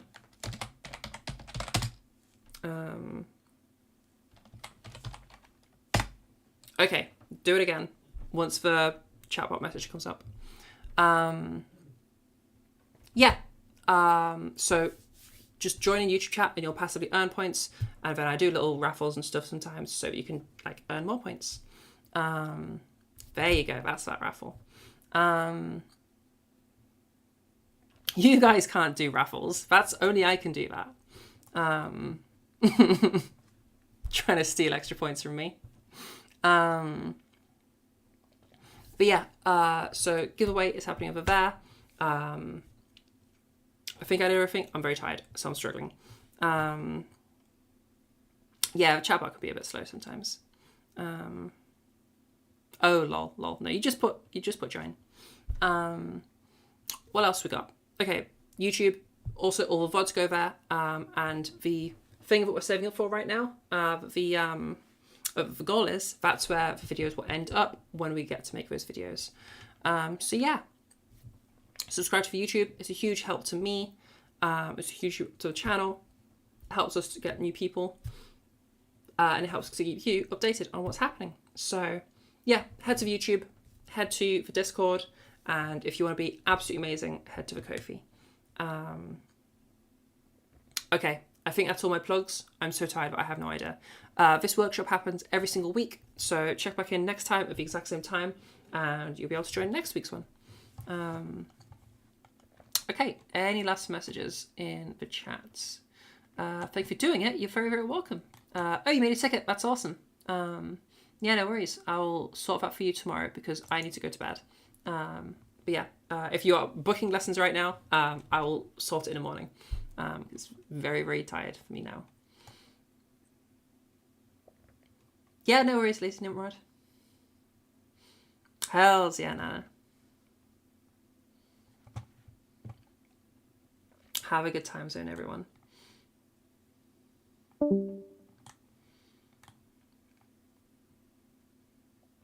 Usually you'd be sleeping when it's participate. Well, hells yeah for participating. Okay. Now it is time for me to sleep. All right. Well, thank you all so much for coming.